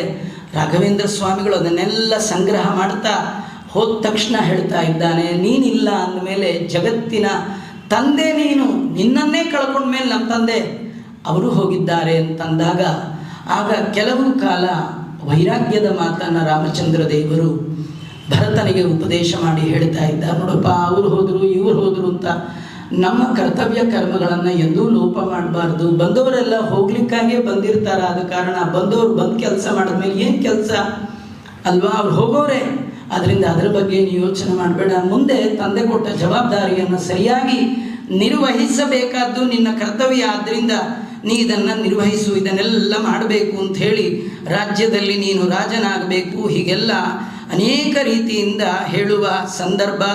ಆಗ ಭರತ ಹೇಳ್ತಾ ಇದ್ದಾನೆ, ಯಾವ ಕಾರಣಕ್ಕೂ ಕೂಡ ನಾನು ಈ ರಾಜ್ಯದಲ್ಲಿ ರಾಜ ಆಗಲಿಕ್ಕೆ ಸಿದ್ಧನಿಲ್ಲ. ರಾಮಂ ರಾಜೀವನೇತ್ರಂ ಭರತ ಇಹ ಪುನಃ ಪ್ರೀತಯೇ ಸ್ಮಾಕಮೀಶ್ ಪ್ರಾಪ್ಯಾಶು ಸ್ವಾಮ ಅಯೋಧ್ಯಾಂ ಅವರಜ ಸಹಿತ ಪಾಲಯೇ ಮಾಂ ಧರಿತ್ರೀಂ. ತಮ್ಮನಿಂದ ಒಡಗೂಡಿ ರಾಮ ನೀನು ಮತ್ತೆ ಬರಬೇಕು, ನಾನು ಎಲ್ಲ ಪಟ್ಟಣಿಗೆ ಅಲ್ಲಿರೋರಿಗೆ ವೃದ್ಧರಿಗೆಲ್ಲ ಹೇಳಿ ಬಂದಿದ್ದೇನೆ, ರಾಮನನ್ನು ಕರೆದುಕೊಂಡು ಬರುವ ತನಕ ನಾನು ನಗರವನ್ನು ಪ್ರವೇಶ ಮಾಡೋಲ್ಲ ಅಂತ. ಕೊಡಲಿಕ್ಕೆ ನಂದಂತೇನಿದೆ, ನಿಂದೇ ಇದು, ನಂದೇನದೋ ಸ್ವಾಮಿ, ನಿಂದೇ ಇದೆಲ್ಲ, ನಾನು ನಂದು ಕೊಡಬೇಕಾದ್ರೆ ಹೌದಾ ಅಲ್ವಾ ಯೋಚನೆ ಮಾಡಬೇಕು, ನಿಂದೇ. ಈಶಾವಾಸ್ಯಮಿದಂ ಸರ್ವಂ ಯತ್ಕಿಂಚ ಜಗತ್ಯಾಂ ಜಗತ್, ಎಲ್ಲವೂ ನಿಂದಾದ ಮೇಲೆ ನಿಂದನ್ನು ನಿನಗೆ ಕೊಡಲಿಕ್ಕೆ ನಂದೇನದೆ, ಅದರಿಂದ ನೀನೇ ಬಂದು ನಿನ್ನ ರಾಜ್ಯವನ್ನು ಪರಿಪಾಲನೆ ಮಾಡಬೇಕು, ಎಲ್ಲರ ರಕ್ಷಣೆ ಮಾಡಬೇಕು, ನಾವೆಲ್ಲ ನಿನ್ನ ದಾಸರು, ನಾವೇನು ಬ್ರಹ್ಮಾಂಡಂ ಬಲಮಂದಿರಂ ಸುರಗಣಾ ಯಸ್ಯ ಪ್ರಭೋ ಸೇವಕಾ. 14 ಲೋಕದ ಒಡೆಯ ನೀನು, ಬ್ರಹ್ಮಾದಿ ಸಮಸ್ತ ಚೇತನ ಪ್ರಪಂಚ ನಿನ್ನ ದಾಸರಾಗಿದ್ದಾರೆ. ಅಂದಮೇಲೆ ನೀನು ಬಂದು ರಾಜ್ಯದಲ್ಲಿ ರಾಜನಾಗಿ ರಾಜ್ಯವನ್ನು ಪರಿಪಾಲನೆ ಮಾಡಬೇಕು, ಭೂಮಿಯನ್ನು ಆಳಬೇಕು. ಈ ರೀತಿಯಾಗಿ ಅನೇಕ ರೀತಿಯಿಂದ ಪ್ರಾರ್ಥನೆ ಮಾಡ್ತಾ ಇದ್ದಾನೆ. ಏನಂದರೂ ರಾಮ ಒಪ್ಪದೇ ಇದ್ದಾಗ ಭರತ ಅಂತಾನೆ, ರಾಮ ಈಗ ಅಪ್ಪನ ಕಡೆಯಿಂದ ಅಮ್ಮ ಕಸ್ಕೊಂಡು ರಾಜ್ಯವನ್ನು ನನಗೆ ಕೊಟ್ಟಿದ್ದಾಳೆ. ನಿನ್ನ ಪ್ರಕಾರ ನಾನು ಈ ರಾಜ್ಯದ ರಾಜ. ಈಗ ನಾನು ಒಂದು ನಿರ್ಣಯ ತಗೊಂಡಿದ್ದೇನೆ, ರಾಜನಾಗಿ ಒಂದು ನಿರ್ಣಯ ತಗೊಂಡಿದ್ದೇನೆ. ನನ್ನ ರಾಜ್ಯವನ್ನು ನಿನಗೆ ಕೊಟ್ಬಿಡ್ತೇನೆ, ಕೃಷ್ಣಾರ್ಪಣ, ನೀನು ಬಾ ಅಂತ. ಆಗಲೂ ಅವನೊಪ್ಪಲ್ಲ. ಅಪ್ಪ ಇರುವಾಗ ಮಾತು ಕೇಳಿದಾಗ ನಾಟಕ ಮಾಡ್ದ, ಅಪ್ಪ ಹೋದ ಮೇಲೆ ಬಂದು ಮತ್ತೆ ರಾಜ್ಯದಲ್ಲಿ ಕೂತ್ಬಿಟ್ಟ ಅಂತ ಜನ ಅಂದ್ಕೊಳ್ಬಾರ್ದು, ಲೋಕ ಅಪವಾದ ಬರಬಾರ್ದು. ಅಪ್ಪನ ಮಾತಿಗೆ ಅಷ್ಟೇ ಸತ್ಯ ಅಂತ ಆಗಬಾರ್ದು. ತಾತ್ಕಾಲಿಕವಾಗಿ ಕೆಲವರು ಅಪ್ಪನ ಎದುರಿಗೆ ಎಲ್ಲ ಎಸ್ ಎಸ್ ಎಸ್ ಅಂದಿರ್ತಾರೆ, ಅಪ್ಪ ಹೋದ್ಮೇಲೆ ಆ ಕಡೆ ಮರ್ತೇ ಬಿಡ್ತಾರೆ ಎಲ್ಲ. ಹಾಗೆಲ್ಲ ಆಗಬಾರ್ದು. ಹೀಗಾಗಿ ರಾಮಚಂದ್ರ ದೇವರು ಅದಕ್ಕೂ ಒಪ್ಪಿಲ್ಲ. ಯಾವ ಕಾರಣಕ್ಕೂ ಏನೇನು ಹೇಳಿದರೂ ಕೂಡ ಭರತನ ಮಾತಿಗೆ ಅವರು ಒಪ್ತಾ ಇಲ್ಲ. ಕಡೆಗೆ ತಂದೆಯ ಸತ್ತ ಸುದ್ದಿಯನ್ನು ಕೇಳಿ ಶ್ರುತಿ ಶತ ವಿಹಿತ ಪ್ರೇತ ಕಾರ್ಯಾಣಿ, ವೇದಗಳಲ್ಲಿ 100 ವೇದಗಳಲ್ಲಿ ಹೇಳಿದಂತಹ ತಂದೆ ಸತ್ತಾಗ ಮಾಡಬೇಕಾದ ಔರ್ಧ್ವ ದೈಹಿಕ ಕ್ರಿಯೆಗಳನ್ನು ರಾಮಚಂದ್ರ ದೇವರು ಮಾಡಿದ್ದಾರೆ ಅಂತ. ಇಂಗುದಿ ಅಂತ ಒಂದು ವೃಕ್ಷ, ಅದರ ಹಿಟ್ಟಿನಿಂದ ಪಿಂಡಗಳನ್ನು ಮಾಡಿ ತಾನು ತಂದೆ ತಾಯಿಗಳಿಗೆ ತರ್ಪಣ ಇತ್ಯಾದಿಗಳನ್ನು ಪಿಂಡ ಪ್ರದಾನ ಮಾಡಿದ ಅಂತ. ಈ ಕಥೆ ಒಳಗೆ ನಮಗೇನು ಕಥೆ ಅಂದರೆ, ವೇದಗಳಲ್ಲಿ ಸ್ಪಷ್ಟವಾಗಿ ಹೇಳ್ತಾ ಇದೆ, ದೇವ ಪಿತೃಕಾರ್ಯಾಭ್ಯಾನ್ನ ಪ್ರಮದಿತವ್ಯಂ. ಕೆಲವರು ಗಯಾಗೆ ಹೋಗಿ ಬಂದುಬಿಟ್ರೇ ಸಾಕು, ಮತ್ತೆ ಪಿಂಡ ಪ್ರದಾನ ಮಾಡಬೇಕಾದ್ದಿಲ್ಲ ಅಂತ. ಎಲ್ಲ ವ್ರತಗಳಿಗೆ ಉದ್ಯಾಪನೆ ಇದೆ ರೀ, ಶ್ರಾದ್ದಕ್ಕೆ ಉದ್ಯಾಪನೆ ಅಂತಿಲ್ಲ. ಹಾಗೇನಾರು ಇದ್ದರೆ ಸತ್ತ ತಕ್ಷಣ ಗಯಾಗೆ ಹೋಗಿ ಪಿಂಡ ಉರುಳಿಸ್ಬಿಟ್ಟು ಮುಗೀತು ಅಂತ ಅಂದ್ಕೊಂಡ್ಬಿಡ್ಬೋದು. ಹಾಗಿಲ್ಲ, ಉಸಿರಿರುವ ತನಕ ತಂದೆ ತಾಯಿಗಳ ಶ್ರಾದ್ದವನ್ನು ಅತ್ಯವಶ್ಯವಾಗಿ ಮಾಡಲೇಬೇಕು.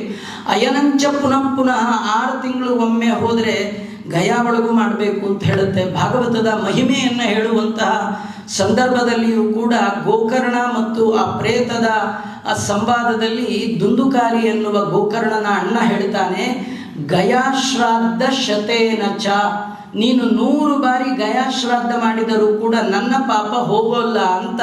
ಯಾಕಂದರೆ ಗಯಾ ಮಹಿಮೆಗಿಂತಲೂ ನನ್ನ ಪಾಪ ದೊಡ್ಡದು ಅಂತ. ಪುಣ್ಯಕ್ಷೇತ್ರಗಳ ಪುಣ್ಯ ದೊಡ್ಡದೋ ನನ್ನ ಪಾಪ ದೊಡ್ಡದೋ ಕಂಪೇರ್ ಮಾಡಿದಾಗ ನನ್ನ ಪಾಪವೇ ದೊಡ್ಡದು. ಇಷ್ಟು ಪಾಪವನ್ನು ಮಾಡಿದಾಗ 1 ಬಾರಿ ಹೋಗಿ ಗಯಾ ಒಳಗೆ ಪಿಂಡ ಪ್ರದಾನ ಮಾಡಿ ಎಲ್ಲ ನಮ್ಮ ತಂದೆ ಋಣ ಮುಗೀತು ಅಂತ ಎಂದೂ ಅಂದ್ಕೊಳ್ಳಿಕ್ಕೆ ಬರೋಲ್ಲ. ದೇವ ಪಿತೃಕಾರ್ಯಾಭ್ಯಾನ್ನ ಪ್ರಮದಿತವ್ಯಂ, ಈ ಒಂದು ರೂಲ್ಸಿಂದ ಯಾರಿಗೂ ಎಕ್ಸಂಪ್ಷನ್ ಇಲ್ಲ ಅಂತ ತೋರಿಸ್ಲಿಕ್ಕೆ ಸ್ವತಃ 14 ಲೋಕದ ಒಡೆಯನಾದ ಯಾವ ಕರ್ಮ ಮಾಡಿದ್ರೇನು ಬಿಟ್ರೇನು ಯಾವುದೇ ಕರ್ಮದ ಲೇಪ ಲೋಪ ಇಲ್ಲದ ಭಗವಂತ, ಅಸಂಗೋಯಂ ಪುರುಷ ಅಂತ ಕರೆಸಿಕೊಳ್ಳುವ ಭಗವಂತನೇ ಶ್ರುತಿ ಶತ ವಿಹಿತ ಪ್ರೇತ ಕಾರ್ಯಾಣಿ ಅಂತ ವರ್ಣನೆ ಮಾಡಿದ್ದಾರೆ. 100 ಶ್ರುತಿಗಳಲ್ಲಿ ಹೇಳಿದ ಪ್ರೇತ ಕಾರ್ಯವನ್ನು ತಾನು ಕೂಡ ಮಾಡಿ ತಮ್ಮನನ್ನು ಸಾಂತ್ವನಗೊಳಿಸಿ ತಾನು ಅವನನ್ನು ಕಳಿಸ್ಕೊಡ್ತಾ ಇದ್ದಾನೆ. ಕಳಿಸ್ಕೊಡುವಾಗ ಅವನು ಹೇಳ್ದ, ನೀ ಇಲ್ಲದೆ ಇದ್ಮೇಲೆ ಹೋಗೋದು ಹೇಗೆ ಅಂದಾಗ, ದತ್ವಾಸ್ಮೈ ಪಾದುಕೆ ಸ್ವೇ ಕ್ಷಿತಿಭರಣಕೃತೌ ಪ್ರೇಷ್ಯತಂ ಕಾಕನೇತ್ರಂ ವ್ಯಸ್ಯಾರಾಧ್ಯೋತ್ರಿನಾಂನಾ ವನಮತ ಸಮಿತೋ ದಂಡಕಂ ತಾಪಸೇಷ್ಟಂ ಕುರ್ವನ್ ಹತ್ವಾ ವಿರಾಧಂ ಕಲಕುಲದಮನಂ ಯಾಚಿತಸ್ತಾಪಸಾಗ್ರೈಃ ತೇಷಾಂ ದತ್ವಾ ಭಯಂ ಸ್ವಾನ್ ಅಸಿಧನುರ್ಷುದೀನ್ಯನ್ಯಗಸ್ಯಾಸ್ಯ ಪಾಯಾತ್. ಮಂತ್ರಾಲಯ ಪ್ರಭುಗಳು ಮುಂದಿನ ಕಥೆಯನ್ನು ವರ್ಣನೆ ಮಾಡ್ತಾ, ಆ ರಾಮ ಇಲ್ಲದೆ ರಾಜ್ಯಕ್ಕೆ ಹೋಗಲ್ಲ ಅಂದದ್ದಕ್ಕೆ ಪಾದುಕೆಗಳನ್ನು ಕೊಟ್ಟು ಕಳಿಸ್ತಾ ಇದ್ದಾರೆ. ಆ ಪಾದುಕೆಗಳು ಯಾವುದು? ನಮಗೇನೆಂದರೆ, ಭರತ ಹೇಗಿದ್ದರೂ ರಾಮ ಬರಲ್ಲ ಅಂದ್ಕೊಂಡು ಅವನು ಬರೆದಿದ್ದಿರಲಿ ಅಂತ ಪಾದುಕೆ ಮಾಡಿಸ್ಕೊಂಡು ಹೋಗಿದ್ನ ಹೇಗೆ? ಅವನಿಗೆ ಆ ರೀತಿ ಇರಲೇ ಇಲ್ಲ, ಕರ್ಕೊಂಡೇ ಬರ್ತೀನಿ ಅಂತಿತ್ತು. ಮತ್ತು ಯಾವುದು ಈ ಪಾದುಕೆಗಳು, ಹೇಗೆ ಬಂತು ಇತ್ಯಾದಿ ಕಥೆಗಳಿಗೆಲ್ಲ ಉತ್ತರವನ್ನು ಕೊಡ್ತಾ ಇದ್ದಾರೆ. ಆ ಪಾದುಕೆಯನ್ನು ತೆಗೆದುಕೊಂಡು ಹೋಗಿ ತಾನು ಗ್ರಾಮವನ್ನು ಪ್ರವೇಶ ಮಾಡದೆ, ನಗರವನ್ನು ಪ್ರವೇಶ ಮಾಡದೆ, ನಂದಿಗ್ರಾಮದ ಒಳಗೆ ಸುವರ್ಣ ಸಿಂಹಾಸನದಲ್ಲಿ ರಾಮನ ಪಾದುಕೆಯನ್ನೇ ಇಟ್ಟು ಅದಕ್ಕೆ ಪಟ್ಟಾಭಿಷೇಕ ಮಾಡಿ ಇನ್ನು ರಾಜ್ಯವನ್ನು ನೋಡಿಕೊಳ್ಳುವ ಹೊಣೆಗಾರಿಕೆ ನಂದಲ್ಲ, ರಾಮಂದಲ್ಲ, ರಾಮನ ಪಾದ ರಾಮನ ಪಾದ ಇಡೀ ರಾಜ್ಯದ ಕ್ಷೇಮವನ್ನ ನೋಡಿಕೊಳ್ಳುತ್ತೆ ಅಂದರೆ ನಿಮ್ಮ ಕುಟುಂಬದ ರಕ್ಷಣೆಯನ್ನ ರಾಮನ ಪಾದ ಅಲ್ಲ, ರಾಮನ ಪದ. ಶ್ರೀರಾಮ ರಾಮ ರಾಮೇತಿ ರಮೇ ರಾಮೇ ಮನೋರಮೆ ಸಹಸ್ರನಾಮ ತತ್ತುಲ್ಯಂ ರಾಮನಾಮ ವರಾನನೆ. ರಾಮನ ನಾಮ ಇಡೀ ದೇಶವನ್ನ, ಎಲ್ಲವನ್ನು, ಮನೆಯನ್ನ, ಕುಟುಂಬವನ್ನ ರಕ್ಷಣೆ ಮಾಡಲಿಕ್ಕೆ ರಾಮನ ಪಾದ ಸಾಕು, ರಾಮನ ಪದ ಸಾಕು ಅಂತ ತೋರಿಸಿಕೊಟ್ಟ ಕತೆ ಮತ್ತೆ ನಾಳೆ ಸೇರಿದಾಗ ನೋಡೋಣ ಅಂತ ಹೇಳ್ತಾ ಶ್ರೀಕೃಷ್ಣ ಅರ್ಪಣಮಸ್ತು. ಸರ್ವೇಂದ್ರಿಯ ಪ್ರೇರಕೇಣ ಶ್ರೀ ಪ್ರಾಣಪತಿ ನೇರಿತಃ ಯದವೋಚ ಮಹಂತೇನ ಪ್ರಿಯತಾಂ ಕಮಲಾಲಯ ಮಧ್ವೇಶ ಅರ್ಪಣಮಸ್ತು. ಕೃಷ್ಣ.